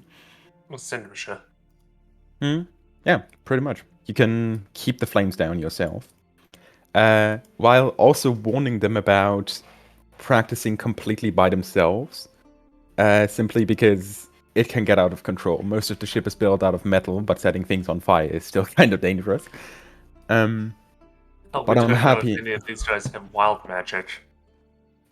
That's the other side. There's also the uncontrollable things of magic. Fire in itself is uncontrollable, but magic can get worse. So I'm just more or less teaching them magic safety. Only you can prevent fires. So, only you can prevent magic fires. Or start them. Both. But yeah. So, How to do magic for dummies. So essentially, you're giving another lesson. So, Ken, what are you would be doing? Because at the moment, there's like good 6-7 people cleaning the place, and the tavern is basically good as new. I'm Lena, down into there with those people, down into the research into R&D part. Remember? yeah. No, they are. Nobody had anything for me, even though it's giving me a side. No, they're Alright. they look miserable. It was like sessions and sessions ago when I gave it to them. Not that they're well. they don't even seem to be able to respond to you. Okay. Yeah. I'm down. But yeah, It's going to a bunch of people who are still nursing hangovers. So you were saying about Lena. oh yeah. You haven't seen Lena anywhere. Maybe in bed she is, but you. I'm gonna go check and see if she is. Yeah, she is. Okay. Yeah. So Ben, that was one hell of a party. To put in perspective, it's been like 9 hours since you woken up. Right? Nice. Yeah, nice. Oh, you can prevent make magic fighters. Damn it. True. Kind of want to print this out and keep this up my wall. No, you need to have that fucking finger just pointing at the screen. Only you. I'd say Yeah. something of a specific damage attacks, magic attacks that you want to avoid them, but I think that would be Yeah. in very bad taste. So. Only you can prevent demonic magic. So yeah. 2 hours. Ken, Electro, Revan, anything you want to do? Well, I think the next time, like, this is just this thing, like, the next time Lecter has one of those magic training sessions, I'd probably watch, just as an observer, and then maybe show them at some, like, when there's like a break, some of the future stuff they could potentially do, and then show them illusions. Illusion is a fun topic, yeah. Yeah, exactly. And I've got a lot. Magic 101, illusions. Yeah. Yeah. Yeah. There was one other thing I was thinking. Oh my fucking god! You're essentially explaining the basics of magic and how better to control it. I'll explain stuff like how the gods work. I just been rolling dice for a specific individual. Oh my fucking god, that's gonna be hilarious. So yeah, okay. This is one of the people. So you're just chilling, right? Minding your own business, nothing, just idling. 2 hours pass, right? Okay, Kendall. About an hour before you actually reach the destination, you eventually start to see just Lena walking down wherever you are, but she's essentially making her way towards the tavern. She takes the first comfortable seat and just kind of flops there. I'm going to while she maintains the pose and almost like the composure of an assassin, she also, in her face, she looks just exhausted. I'm gonna go sit right next to her, and after a little bit of observing, and it's like, she immediately almost retorts, "How are you awake?" Back unknown, we used to have these benders, these nationwide benders. Living with dwarves, you learn to hold your liquor pretty well. Oh, that makes a lot of sense. We only drank for rituals and odd celebrations, and mainly wine. This... She cut this... Was a right and proper party, if you ask me. Note to self, don't drink a lot in dance parties. You kind of immediately, she kind of just looks. She looks at you, almost puzzled.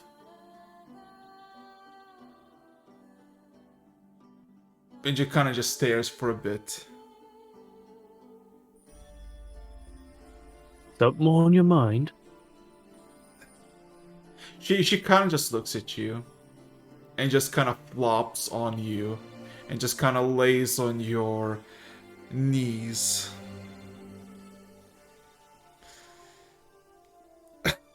She says nothing. She's alive and well. She's breathing. She's just looking slightly at you and slightly to the ceiling. You can smell the stench of alcohol in her mouth. I think You know, in this week, in this day, I'll just rest. it's probably a good idea. But what you also need, I know the best cure for a hangover. Nice Bloody Mary. Her eyes immediately stare at you. If you got a cure for a hangover, you should have started with that. Sorry. I motion for it's like I will have a Bloody Mary over here. You just hear her Stat. echo. Okay, all of you can hear this as Zad yells out, "What the fuck is a Bloody Mary? I'm not summoning a banshee." I'm going to go into great detail of what's in a Bloody Mary. It's just a little pick me up. Roll me persuasion check for Zad to obey your orders. In the meantime, I would like to. And I have advantage guess since something. I have a lady sprawled across my lap. No. I'm kidding. No, persuasion, you say, right? Yes. Yeah, we're using our commanding presence on that. Combat? Nah. Maybe. Okay. And guidance. Guidance. Okay. I want to make sure.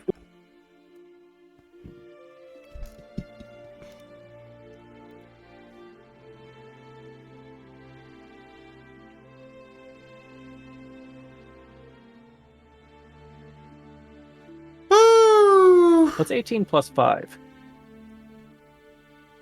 23. 9? Wait, 7. 18 plus 5. 18 plus 5, 23. 23.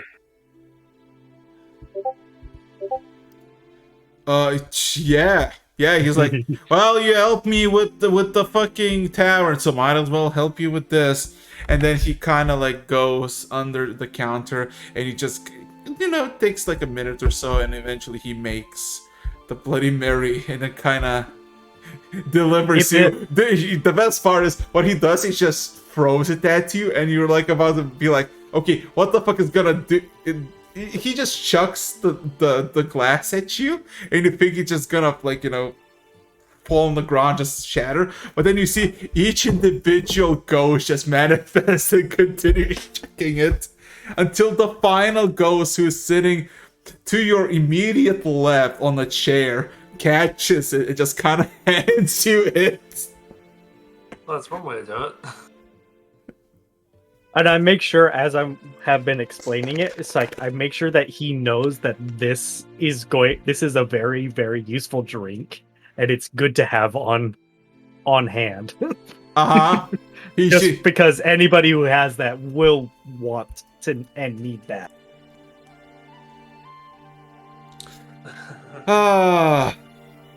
We really need a book of. And then I give it to Lena. Yeah, she drinks it, kind of coughs a bit, and just kind of rests in your lap and just chills. Just get a book for the tavern that's like cocktails from the multiverse. But yeah, so the rest of 2 hours idling. Okay, one thing I want to do, Yes. I want to conceptualize something. Since I realized that we're actually now I have a good fucking motivation to continue going through with this. So I'm bringing back a concept I had ages ago, but at a time I wasn't able to even conceptualize making it into a spell. Mm-hmm. I'm casting Skill Empowerment for now. Just so you know, my current bonus to Arcana is plus 20. And Okay. actually plus 20. Isn't it plus 21? Anyway, my current bonus is plus 20, and I'm starting to make first drafts on how the spell Pearlescent Anchor would work. Yes! Yes! Listen, Intelligence check. Let's go. I'm sorry, what? Quickly checking something just to be sure. It is 21. Nice. Was this... Oh, God! No, it said intelligence, not arcana. Oh, sorry. Yeah, my intelligence. Mistake. You can reroll the arcana if you roll high enough on the intelligence, so that's fine. Oh shit! Okay. Yeah. Okay, so here's the thing. At the beginning, you had no idea, because like, it would be a very basic spell to capture a thing and not let it is plane shift. Because if you think about it, the island might be just under the effect of a basic plane shift. It might be pretty good. But now, with your understanding of the islands, you might realize that this is not more of a spell issue, but the person who's casting it. And then you kind of came to a realization, Lecter, what if people have made similar spells before the one that you're doing now? But the reason why they didn't work is because it was not the wrong spell. It was the wrong person casting it. I would like you to roll me an Arcana check. DC 42. 42. Yes. I need to go shopping soon. Okay. Yeah.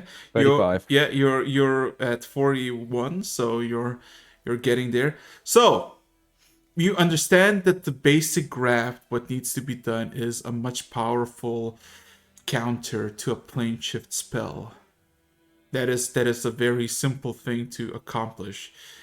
Of course, it's a lot more complex in practice, but you got the proper draft at the beginning. So, yeah.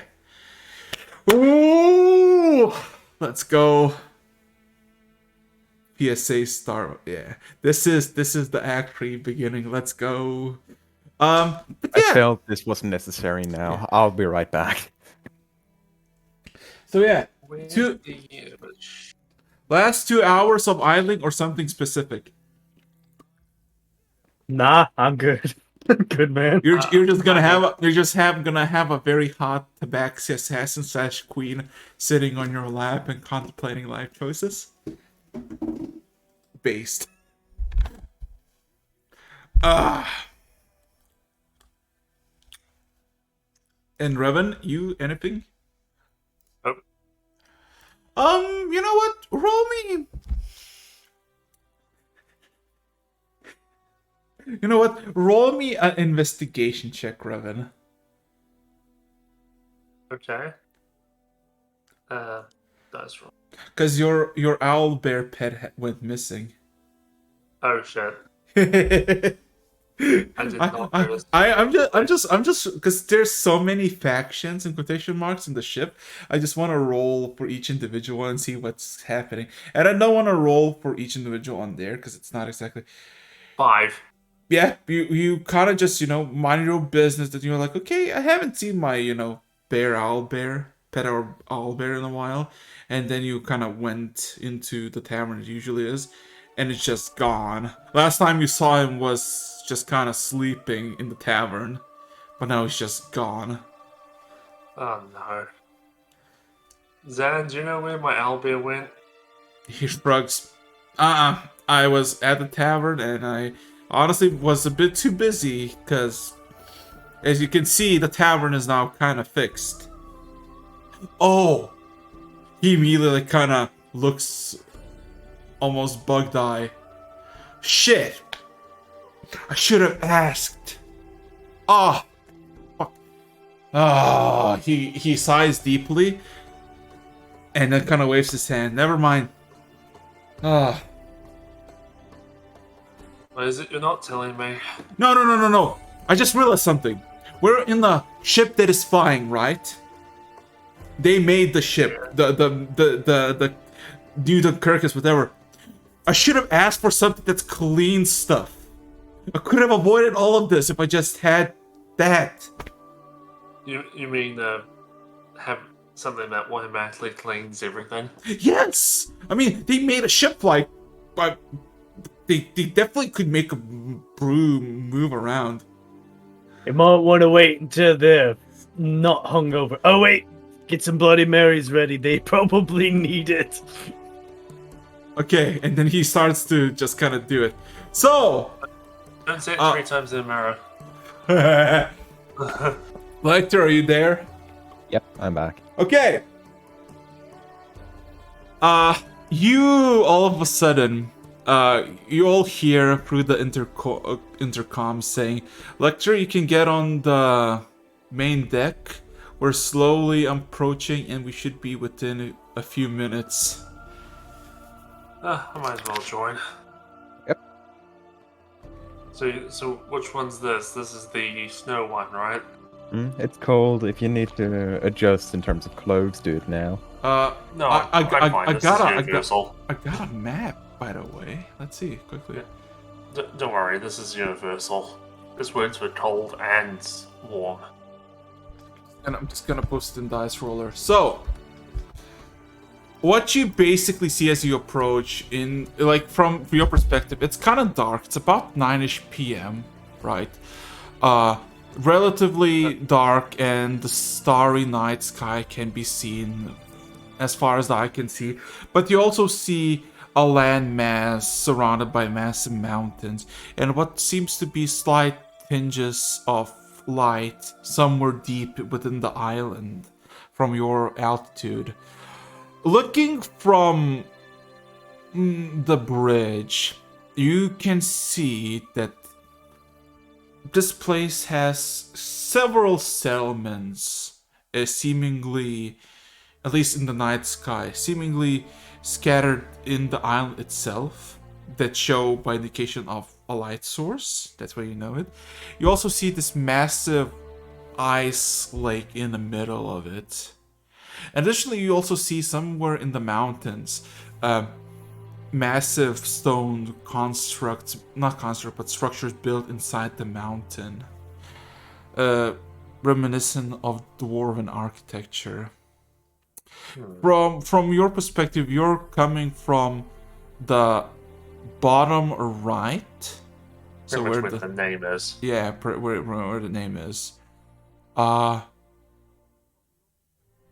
yeah, it takes a few minutes as you're getting closer and closer, and eventually make it to the just closer to the shore, and you're maybe like 120 above ground, like the sea level, as you're slowly but surely making it. And then of course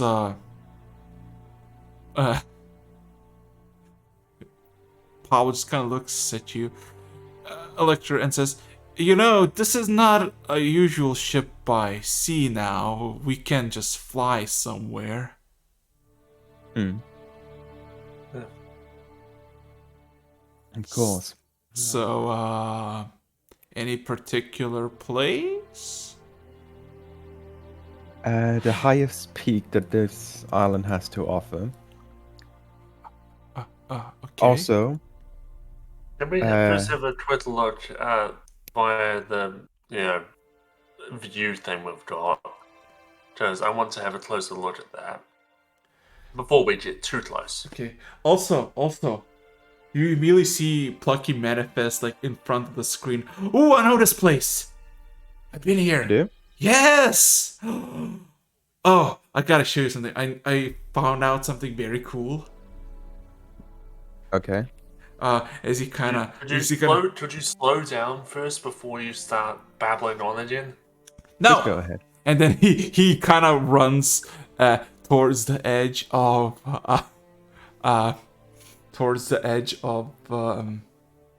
the barrier to the outside, and you're kind of going already inland, and it's pretty, it's dark. It's actually relatively cold, but not too severely, as there was some slight drop of temperature, but for Lecter, you don't feel a fucking difference. For Revan, it is incredibly cold. Same for Ken, as you immediately see the bridge windows immediately like flake over and freeze in the matter of seconds. I think we don't have Rod here. It'd probably poke someone's eyes out. Yeah.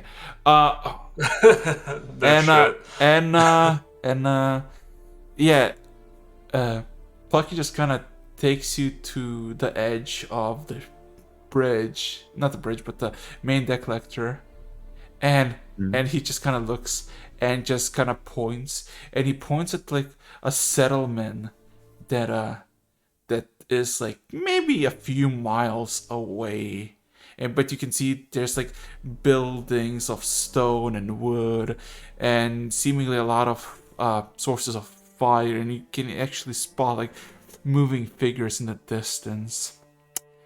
And then he's like, that's Rumbleholm. That's where I've been. That's where the teleport blew up, and that's where it came to. And then I came to you from there. And I'm going there. Stay free. We won't be staying for long. Honestly, Honestly, you'll find your way back. I know it. Yeah. That's Have fun. No. Lecter. I saw something very cool in one of the rooms in the ship. Okay. I want to show you something. He just kind of stands on the rail. And he looks super fucking. He looks super. When Pudgy says something cool, I'm worried. I might as well join you. He stands on the railing, back beyond on his back. Basically his back facing the outside, and if you push him up, he just flies down. And then he looks at you, Lecter. Look at this. And he fucking jumps up and says, "It's Morbid time," and disappears. Oh, fuck you. I was wondering when he was gonna reference that shit. Just for the viewership that has just been announced, this video is in fact sponsored by the recently announced movie Morbius. Exactly. Thank you for visiting. We will be continuing on the show after this small ad, but as usual, press ad button. Yeah, but yeah, Anyway. he literally just disappears into nothingness, and you looking down, you see a bunch of trees, pine trees to be exact, and you start to see that none of the trees that are heavily snow-covered seem to be agitated or pressed on, meaning that he did not land in the pines below. It would have been so unfortunate if someone dispelled magic on him while he started flying. You need a valid target for the entire process of the spell, and don't think you can keep him in a place visible for long enough to actually do that. Was it just Anyway, like the magical that is- effect he has, or is it a spell? Both. So Tower Spell would work on him. Maybe. Anyway, continuing on. Pablo, Jack, don't be afraid, this is going to look kind of weird for a minute. Uh-huh.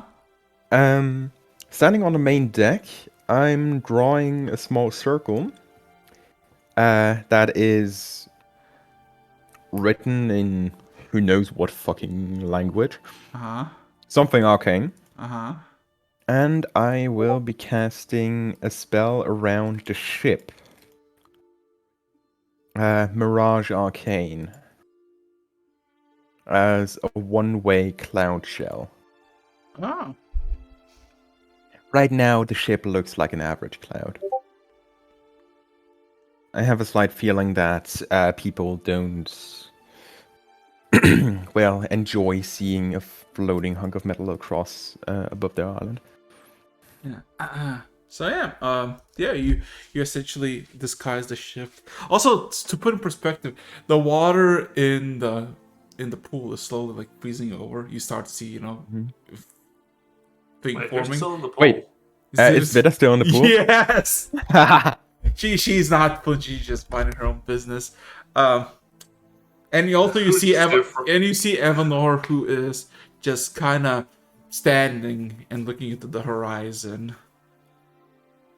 But then he seems to be fixated on just the whole horizon. And you said you want to go towards the highest peak. Yep. Okay. So, will do. And then all of a sudden you hear a bunch of buzzing sounds, and you hear, oh yeah, you know the language because the thing. You hear switching to manual control. As slowly but surely, you're kind of slowly just flying, and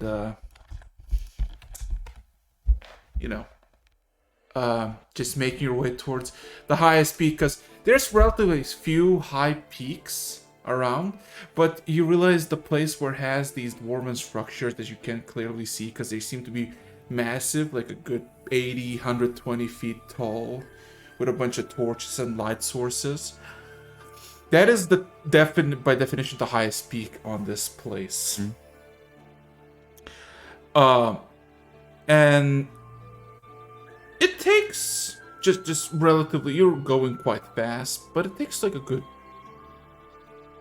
additional 30 minutes as you're flying above. I would like everybody to roll me a perception check.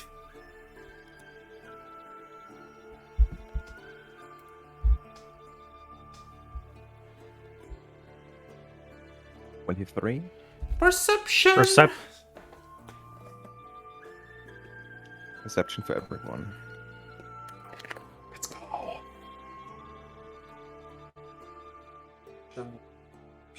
Plus. Oh my fucking god. Okay.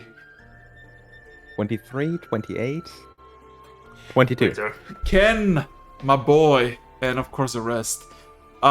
Going, cause in this place it's like a pine forest, then it's a bit of plains, like barren tundra plains with almost no fauna. You start to see massive mammoths who are traversing these plains in small groups of 6 or 7, minding their own business. Then, of course, you reach the mountains, or this almost all of a sudden this very steep mountain range that you need to kind of fly up slowly to actually not, crash into it. You go about like a half a mile of altitude, and then when you cross the first range of mountains, you start to see something in the ravines below. You see countless undead by numbers of tens of thousands. But Ken, did you roll such a high perception check? You see that these seem to be almost similarly dressed individuals, soldiers of maybe dwarven origin that seem to be missing their frontal chest area, as like somebody just tore open their chainmail and just gutted their front. As you see those countless mobs of individuals bearing their shields and weapons have all this similar common purpose. And then as you're flying through the ravines and you realize there's a shit ton in the cracks in the ravines, they're just mindlessly wandering, and they make no unnatural sound besides the clashing of metal and wood. But they're just moving somewhere, but there's no way out of these pockets. You find several of these pockets. And then you come closer to the actual big mountain, the big mountain in the middle of this, where you saw the torchlight. And you see, Ken, a handful of dwarves, what seems to be a massive metal gate that is fully shut up, not allowing anyone to go in. And you see just a bunch of dwarves on the very top of this structure, and you think it's like a scout, not a scout, but like more observation placement, as you see a bunch of what seem to be telescopes or binoculars as they kind of examining what's going down below. Of course, they do not see you because you're just a cloud. Hey, good point. Yeah, you're just flying by, and you see that this structure is well-maintained dwarven buildings, a passageway somewhere in the mountain that have been closed off because probably of this what's going down below, and you realize that there are living people there. But yeah, about 40 minutes pass from your initial change course, and you make it to the very peak of the mountain that is about 1.8 miles high, or about 2.2 kilometers just above surface level. And what you basically see is a relatively tame but extremely windy mountaintop with a bunch of stones and boulders. No wildlife can be seen, and because the sky is fully out and the stars are shining, relatively peaceful, and there's no like you can see how you wish to see it. There's no major disruptions. Everything is clear. And then, well, you kind of reach the very top of it.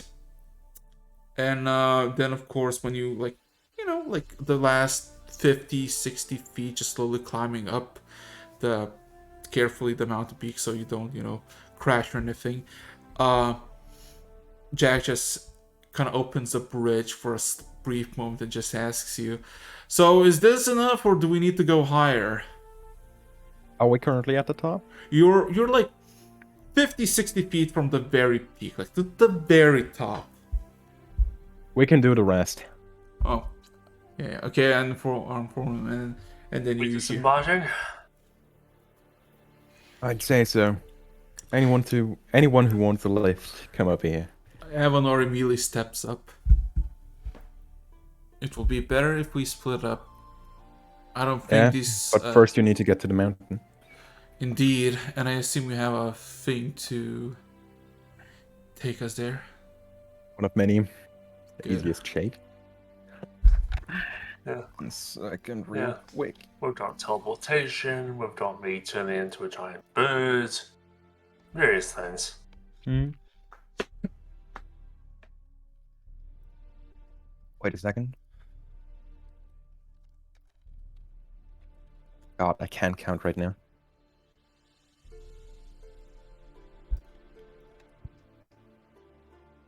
Yeah, okay. I need to do this at 7th level, which is fine. So yeah. 1 7th level spell slots. Gentlemen, you all currently have the fly spell for the next 10 minutes. Step over the border and get to the mountain at your own leisure. Talking to Ken, Ravan, and Oh, you didn't need to Avanor. do it for me. You're not joining? Oh, here's the jetpack.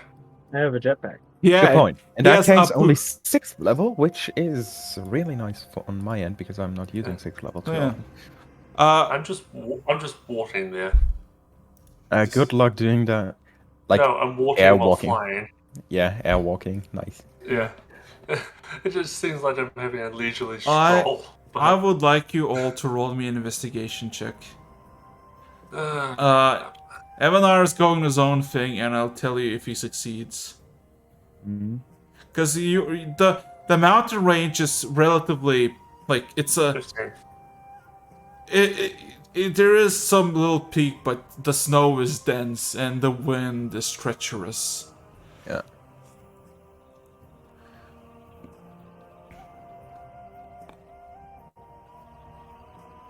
Okay. So, Revan, you try to like look around, but the wind is, blowing in your face, and occasionally, every once in a while, just a tuft of snow in the mountain just kind of pushes you, and you. If it wasn't for the flying spell, you would assume that there would be a handful of times where you would have been at risk of like slipping down, because this is you realize that this is just a spire. There's no pathway upwards. Yeah. And with me constantly getting pelted with snow and the wind, obviously, probably like irritating my eyes. I just hood up, mask on, just so that I can get that out of my face. It's got some utility. Yeah. So, Evanor, you saw that he immediately like went downwards and just started to investigate. Occasionally, Electra and Ken, you can see the glint of green eyes in the snow somewhere, and he seems to just not say anything or do anything. You know what? Let me just roll something. Nice. Anyway,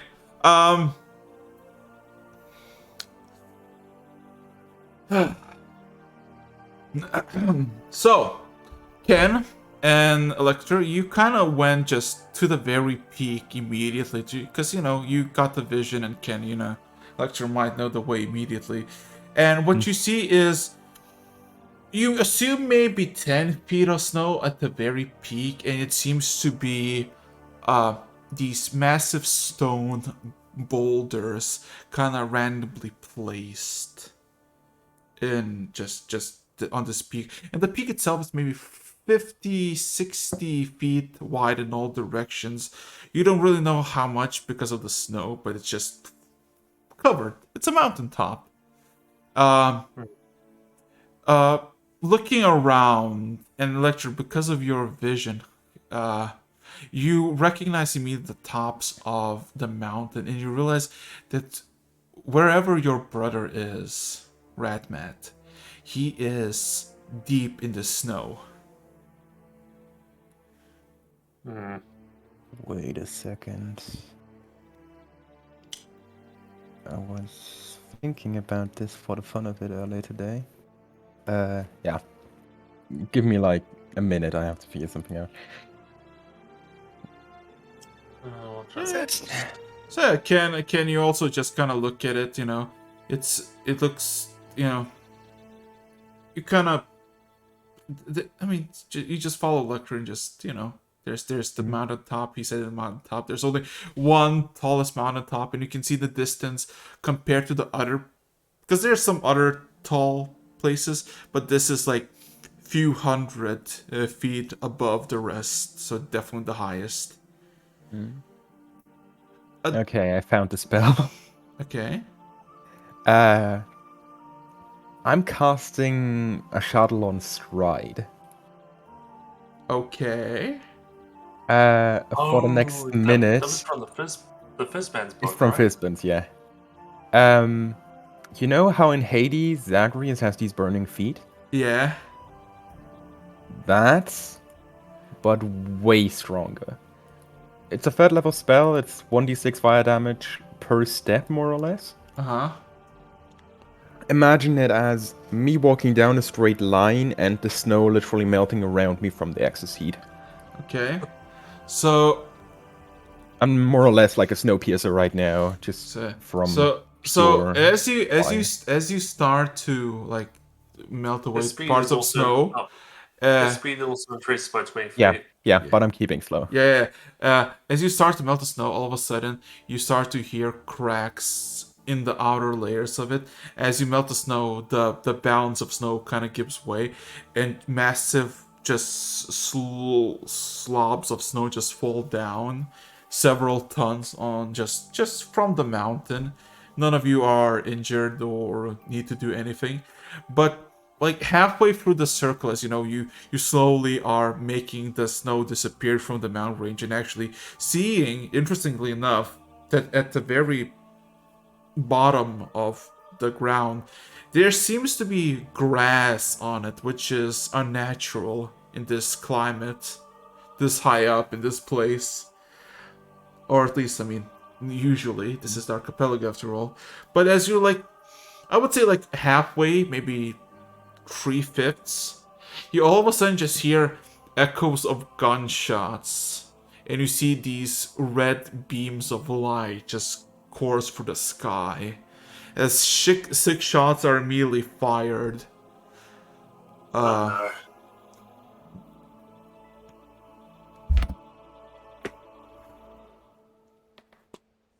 Seems like your brother's gone into something.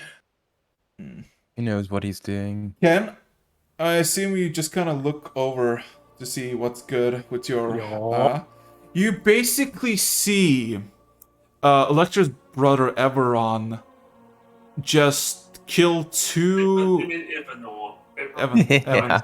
Evanor. Killed 2 massive Yeti creatures. And you see 2 more are charging at him.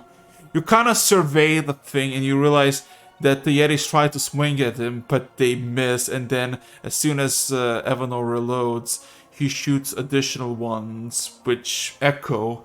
And you see the other 2 Yetis are dispatched as well.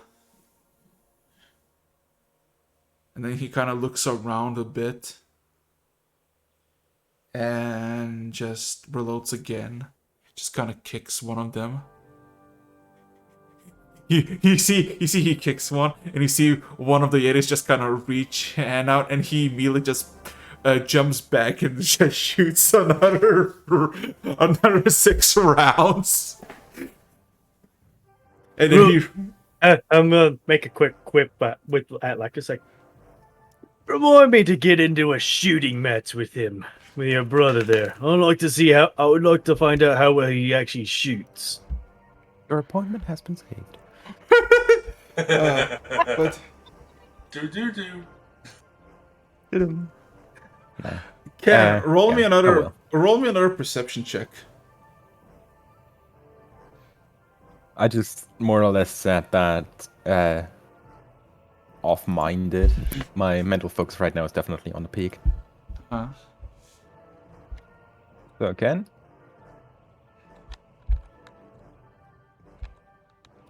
Ken, my boy, perception. Hold on. Do I have to roll perception as well? Nope, just Ken. Unless you won, but disadvantage. That's actually they're not. Okay. Oh my god, okay. So Ken, my boy, you look at Evanor and just kinda examine him, and then you kinda look beyond him, just surveying the area, and you realize that there's a black spot moving towards Evanor. And then you kind of realize, upon closer examination, that it's the undead in hundreds marching towards your location. Not towards like yours specifically, but more like Evanor's location, as you're kind of high up in the spire and you don't think they could climb.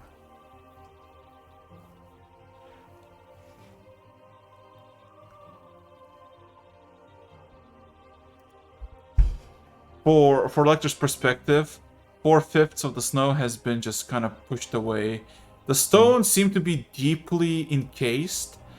And what else, Lecter, as you're making your way to circle, these stones at the beginning was just random boulders, but now you kind of see a resemblance of fingers as like a half-open palm of a right hand. Wait, on a scale, how big are these stones? About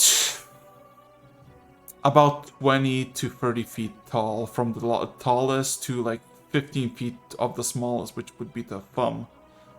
They're basically Stonehenge on steroids. But as a fucking hand. Yeah. Mhm. Okay. I'm definitely keeping an eye on this, and I'll continue melting this. So, Ken, you see that there's an army approaching, and you see Evanor as well, just kind of spots it behind him, and he kind of flies up and slowly just, glides towards you. And yeah, the final batch of snow is melted away because you just kind of went in circle, and it just slowly but gently slides off with a rumble. And you kind of are left with this 10 feet wide and about 15 feet tall pillar of just snow in the middle.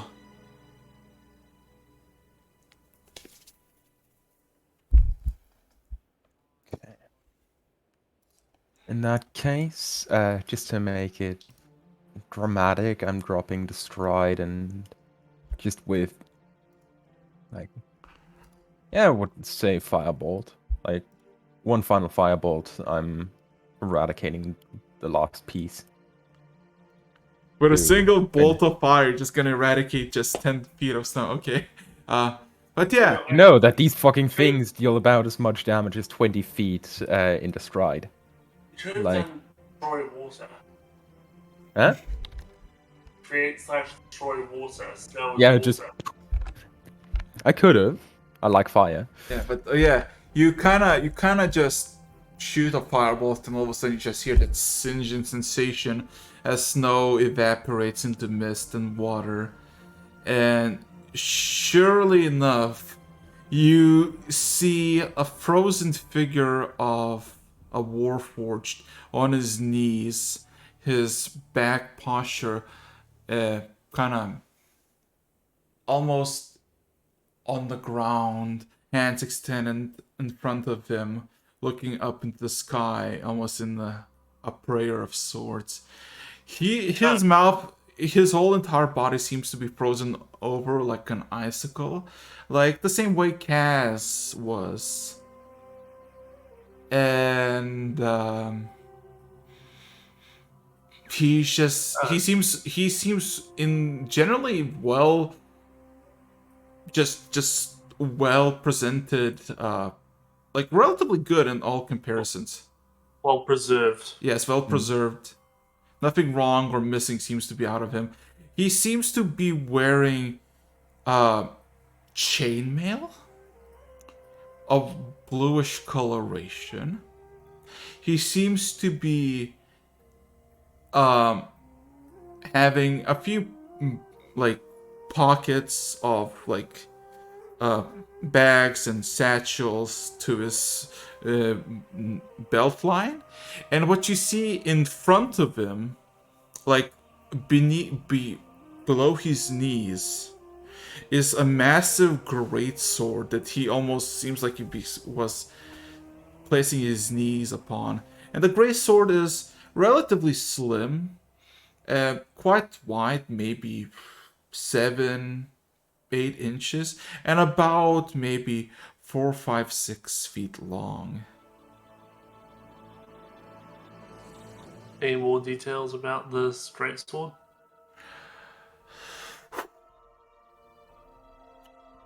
Like, is there any specific design Okay.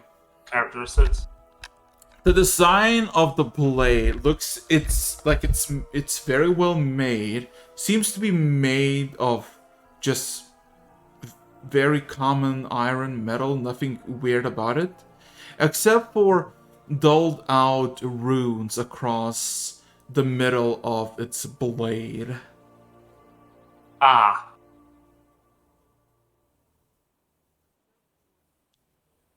Is anyone else thinking exactly what I'm thinking?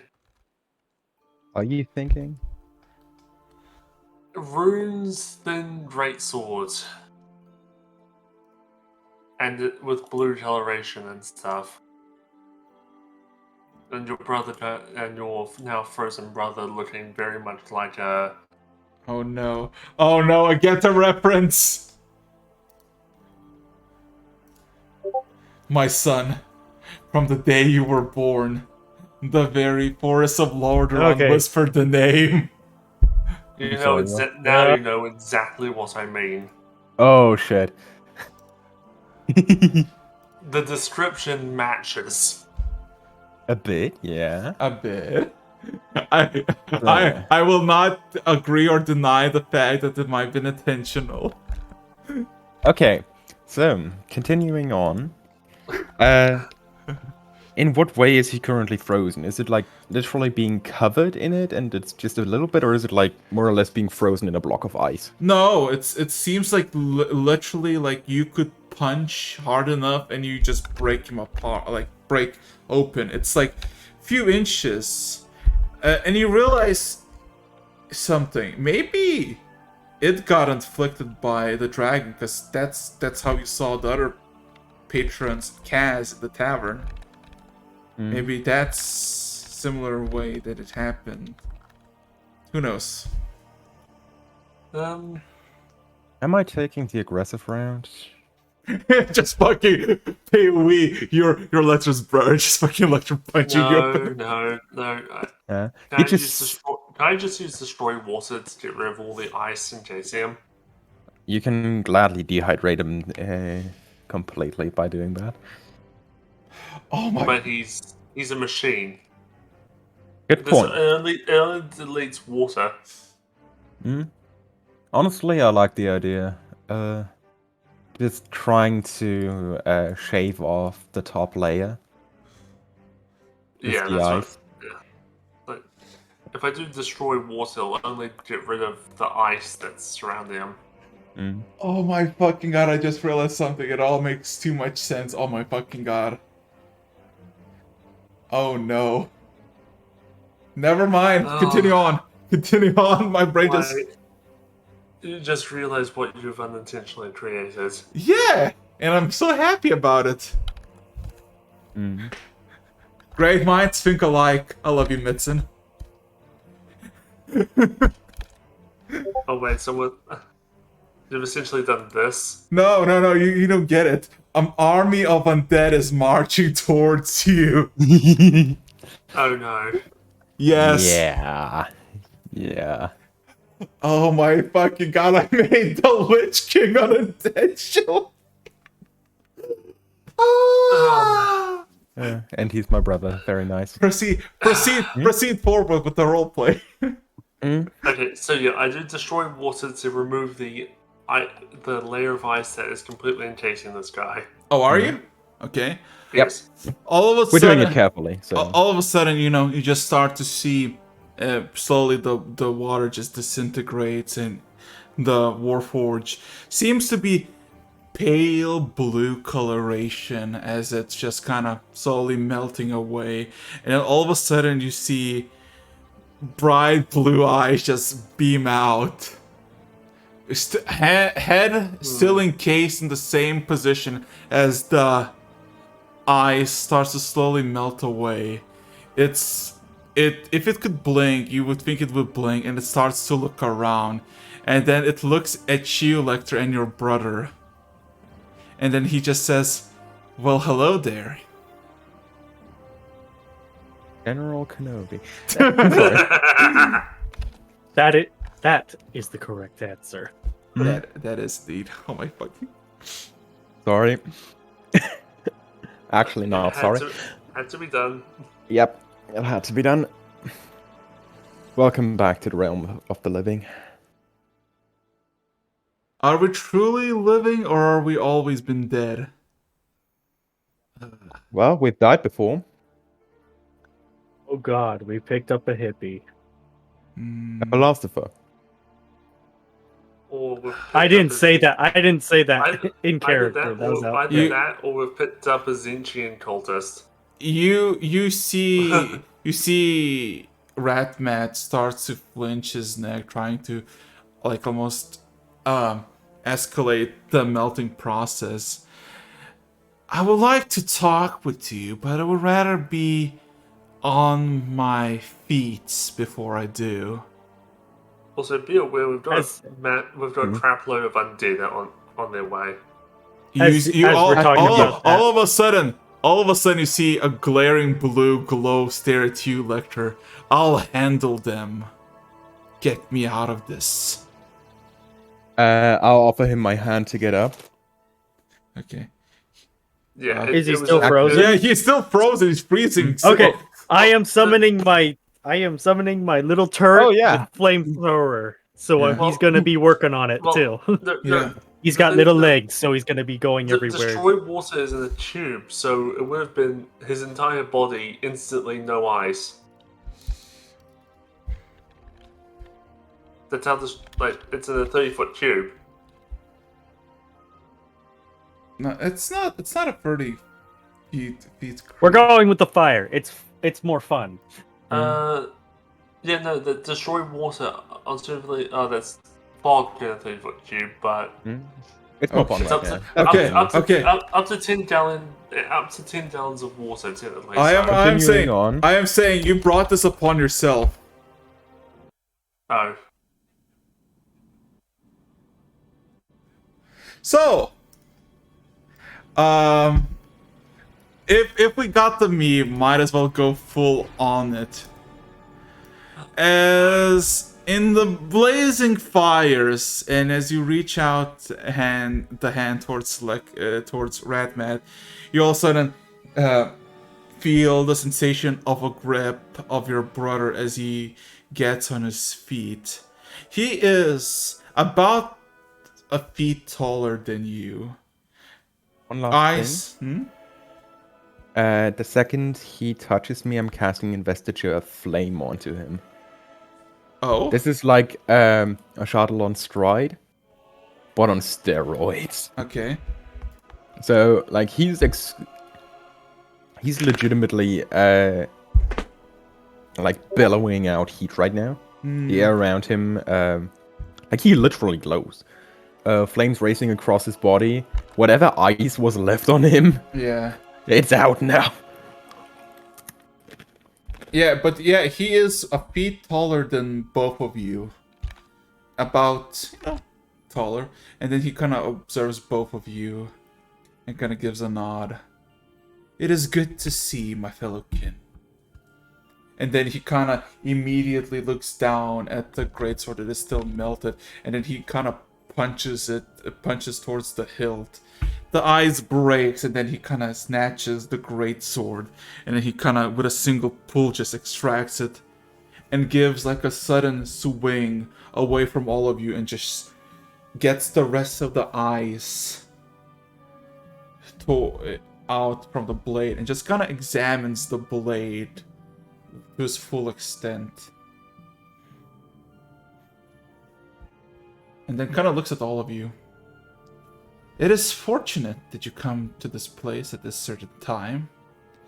I was in the midst of a ritual, but a blasted dragon stopped it all. the McGee is absolutely gigantic, bigger than anything you've ever seen. He kind of gives a nod. Ah, that one again.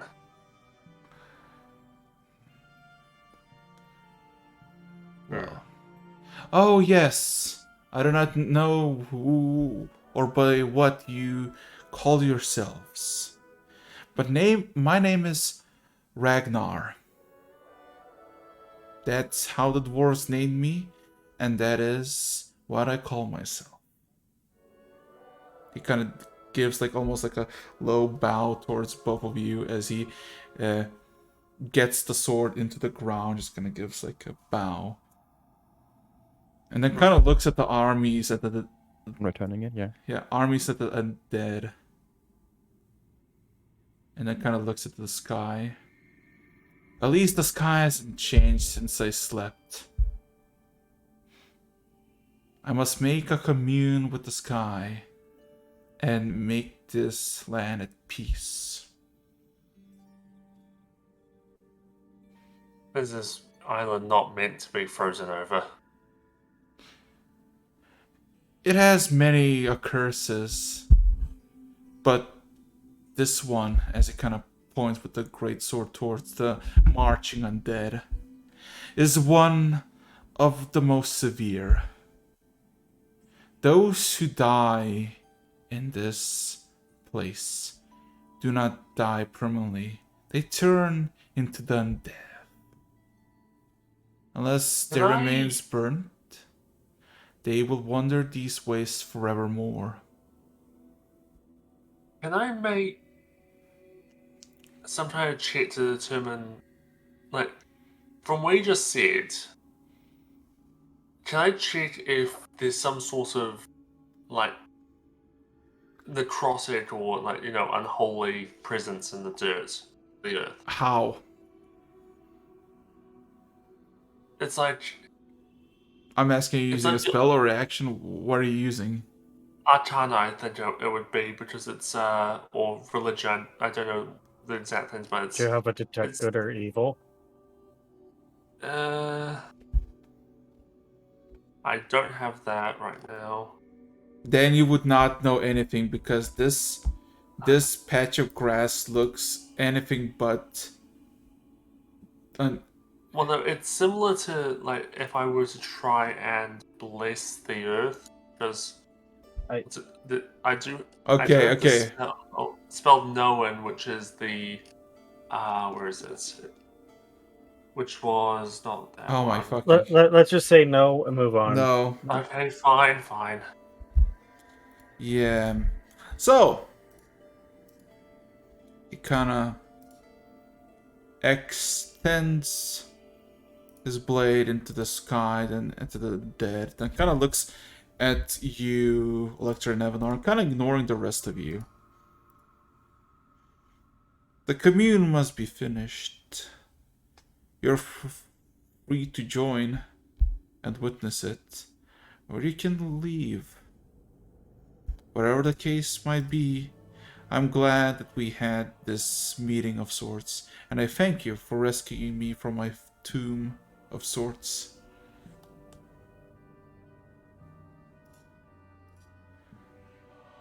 Go ahead then. If you allow me to, I would love to see what my brother is capable of.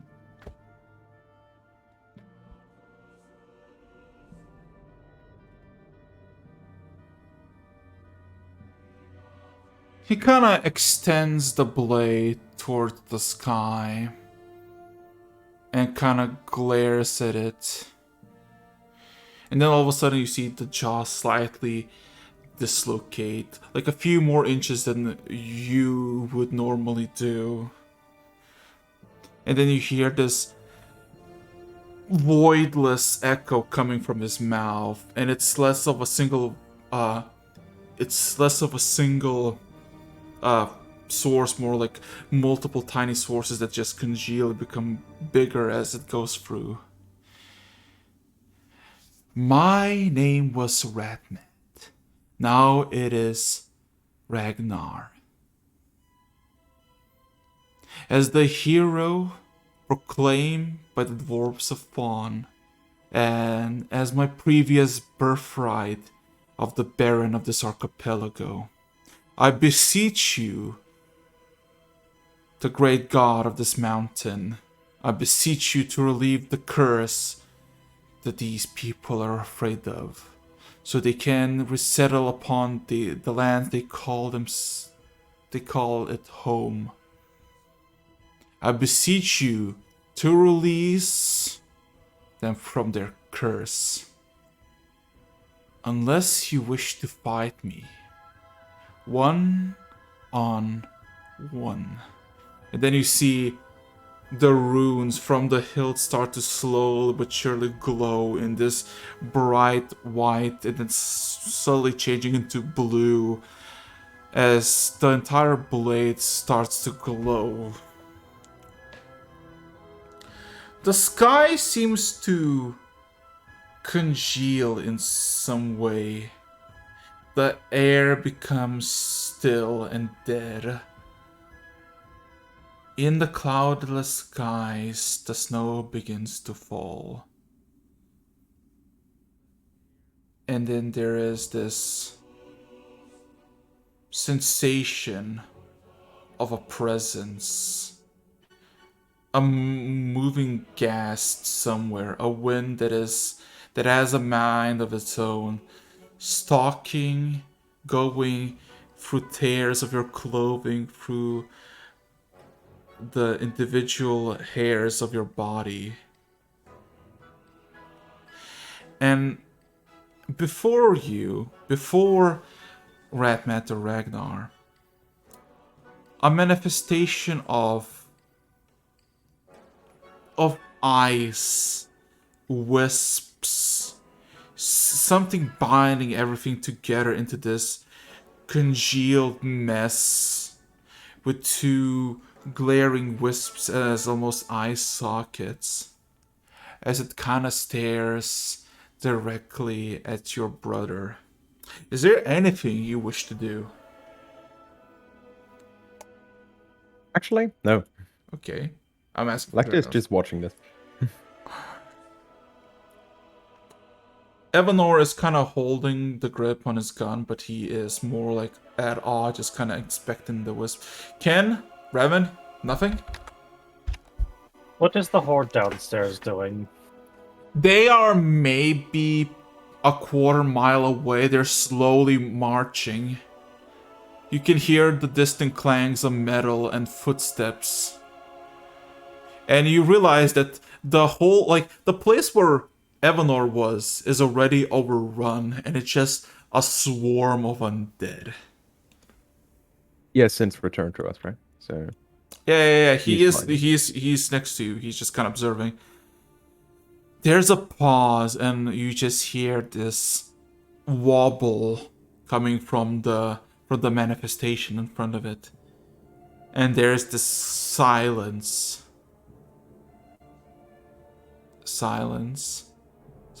And then you see the creature immediately strike at your brother.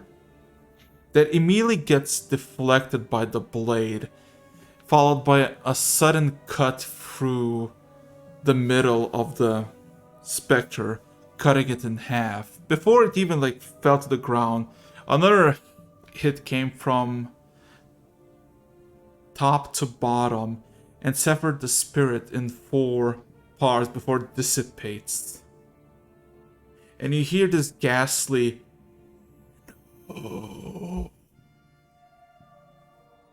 as all of a sudden the cold slowly fades, and for a moment you just feel this rush of heat, and you realize that there's no sensation of cold anymore anywhere.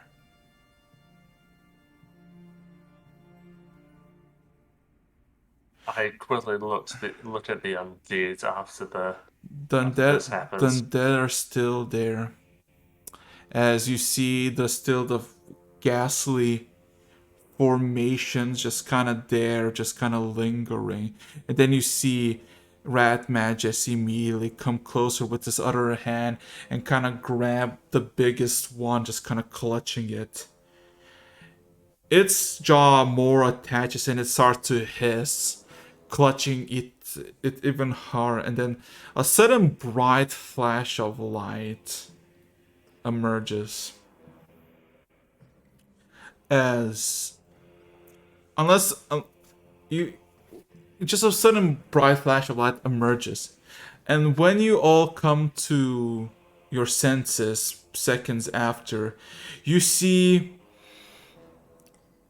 more well-armored Ratmat with now the familiar greatsword, but now has this singeing bluish whitish glow at the very tip that is every once in a while just tracking across the sky as it kind of swings the blade and gives a satisfying grunt.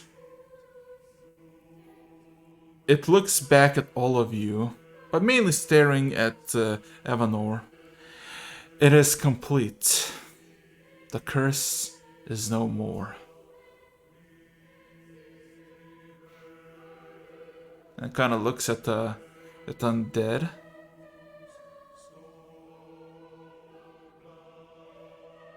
They are mine to control.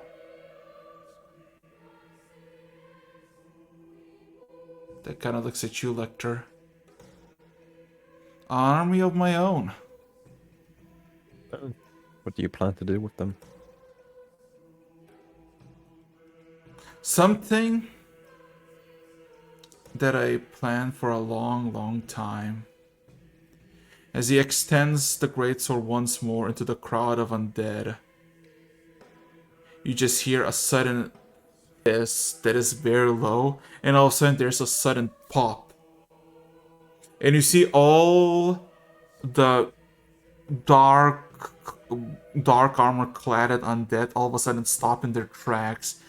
And you see all of their insides, their chest cavities start to glow in bright white light with a hint of orange before each one by one, dozen by dozen, hundreds by hundreds, and thousands by thousands collapse on the mountaintop dead.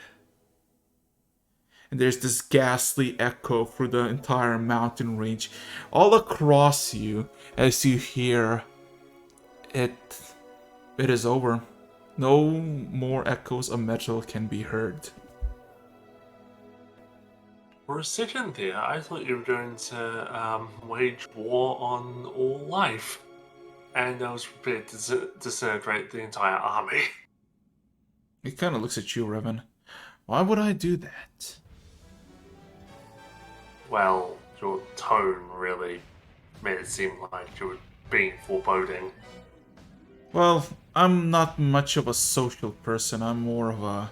He kind of taps I his... can tell! There is one thing I wish to retrieve. And then, I guess a celebration in the halls below is in order. So, you're You wish to welcome. celebrate here. Sure. I mean, you're all invited. Clearly, you helped in this quest to achieve this outcome. You will be greeted as heroes. Well, I guess it cannot hurt. We've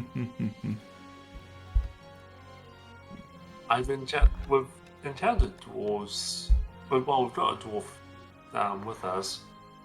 And I've encountered dwarves before. I wonder how well they can hold their drink.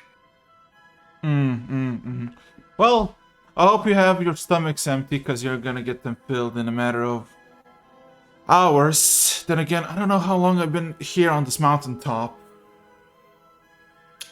How did you get here? He kind of looks around. How did you get here? Yes. We have our methods. We have a lot of stories to tell. The easiest way would be to show them.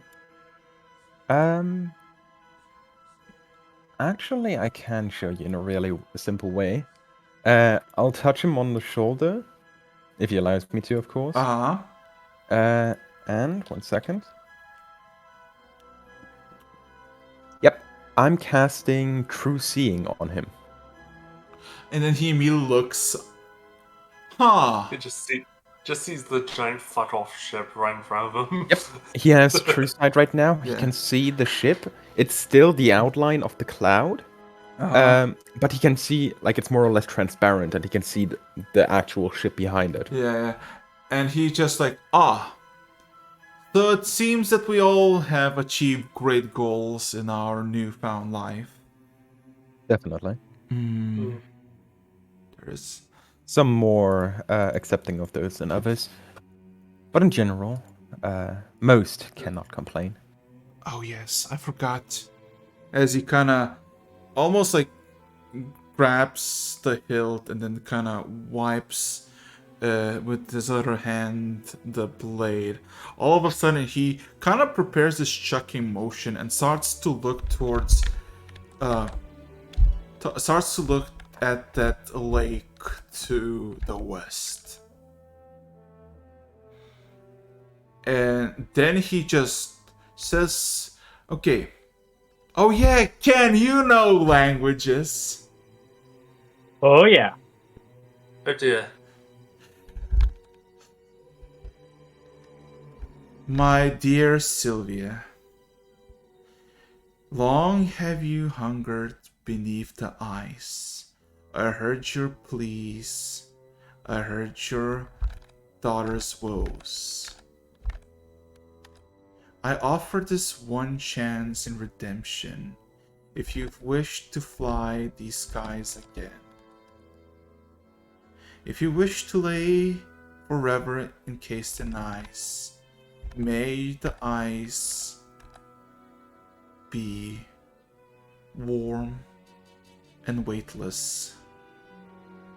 But if not, rise and witness these skies once more. And then all of a sudden you just see him chuck the blade. And it's unnaturally fast. As you see, it went from like your position to like half a mile away in like a split second. And all like the tiny pieces of rubble just vaporize from the sudden just rush of air. And you just see this bright glowing, almost like a star that is slowly but surely is making an arc towards the ice.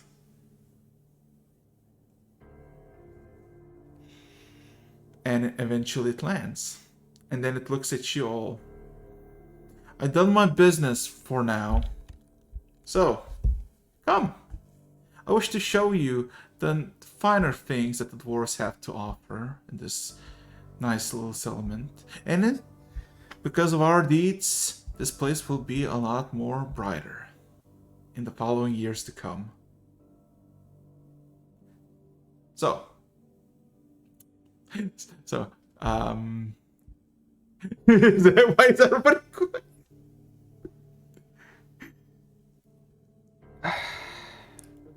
God, what the fuck's happening? Well, I mean, we need to bring him with us, don't we? Appease him for now, so that he may I follow also- us later. I also figure if we dispel the cloud layer thing, all the dwarves will start flipping the hell out. So, if you wish me to show me what have you brought here, I'm more than interested in seeing. Quite interesting thing you have brought here. We can show you aboard the ship. It's a bit of a hassle to get up there, of course. Magic intensive most of the time.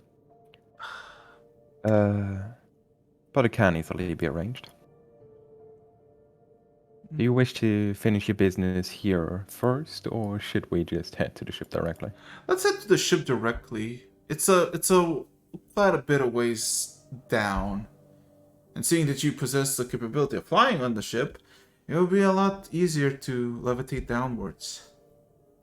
Yeah. Guess you're right on that. So, in this case, this time it is actually 7th level because I'm taking one person more, but not Ken this time. So, fly to everyone.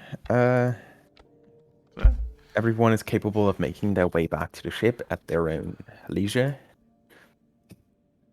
Of course, I would be like doing the front line to guide the others without true sight back to the ship that is currently hidden. Yeah. Of course, you guys can just what's it called? Jeez. Yeah, I assume you would have like remembered the cloud or something. Mm-hmm. It's the one that seems directly next to us, not moving. Okay, Mm. so yeah, he kind of tells you to go to the biggest gate, and do not worry, they won't shoot. Okay. So yeah, takes a handful of minutes. As question, are you gonna dissipate the clouds or? If I recall correctly, I can suppress them. So you're gonna suppress Oh them? wait, even better, even better. These are dwarfs, right? Yeah. You're gonna make it look like a.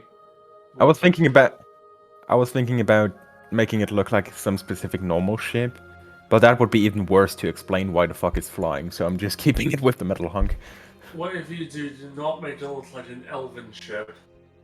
It doesn't look like one to begin with, so it's fine. I know, but I'm saying, Yeah. don't do that. Yep, I have a bunch of images of these things, so... Nah, I'm just keeping the ship... I'm suppressing the effect and keeping the ship as usual. So it is the normal metal hull right now.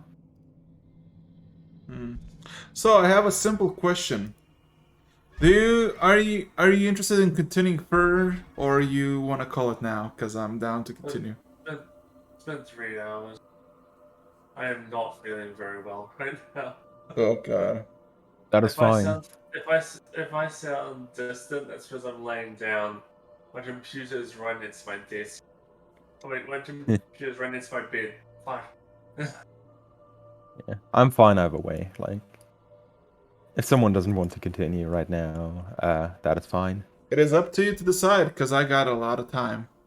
Also remember, I had to get out before 6 in order to do this. Okay, in that case, let's cut him some slack.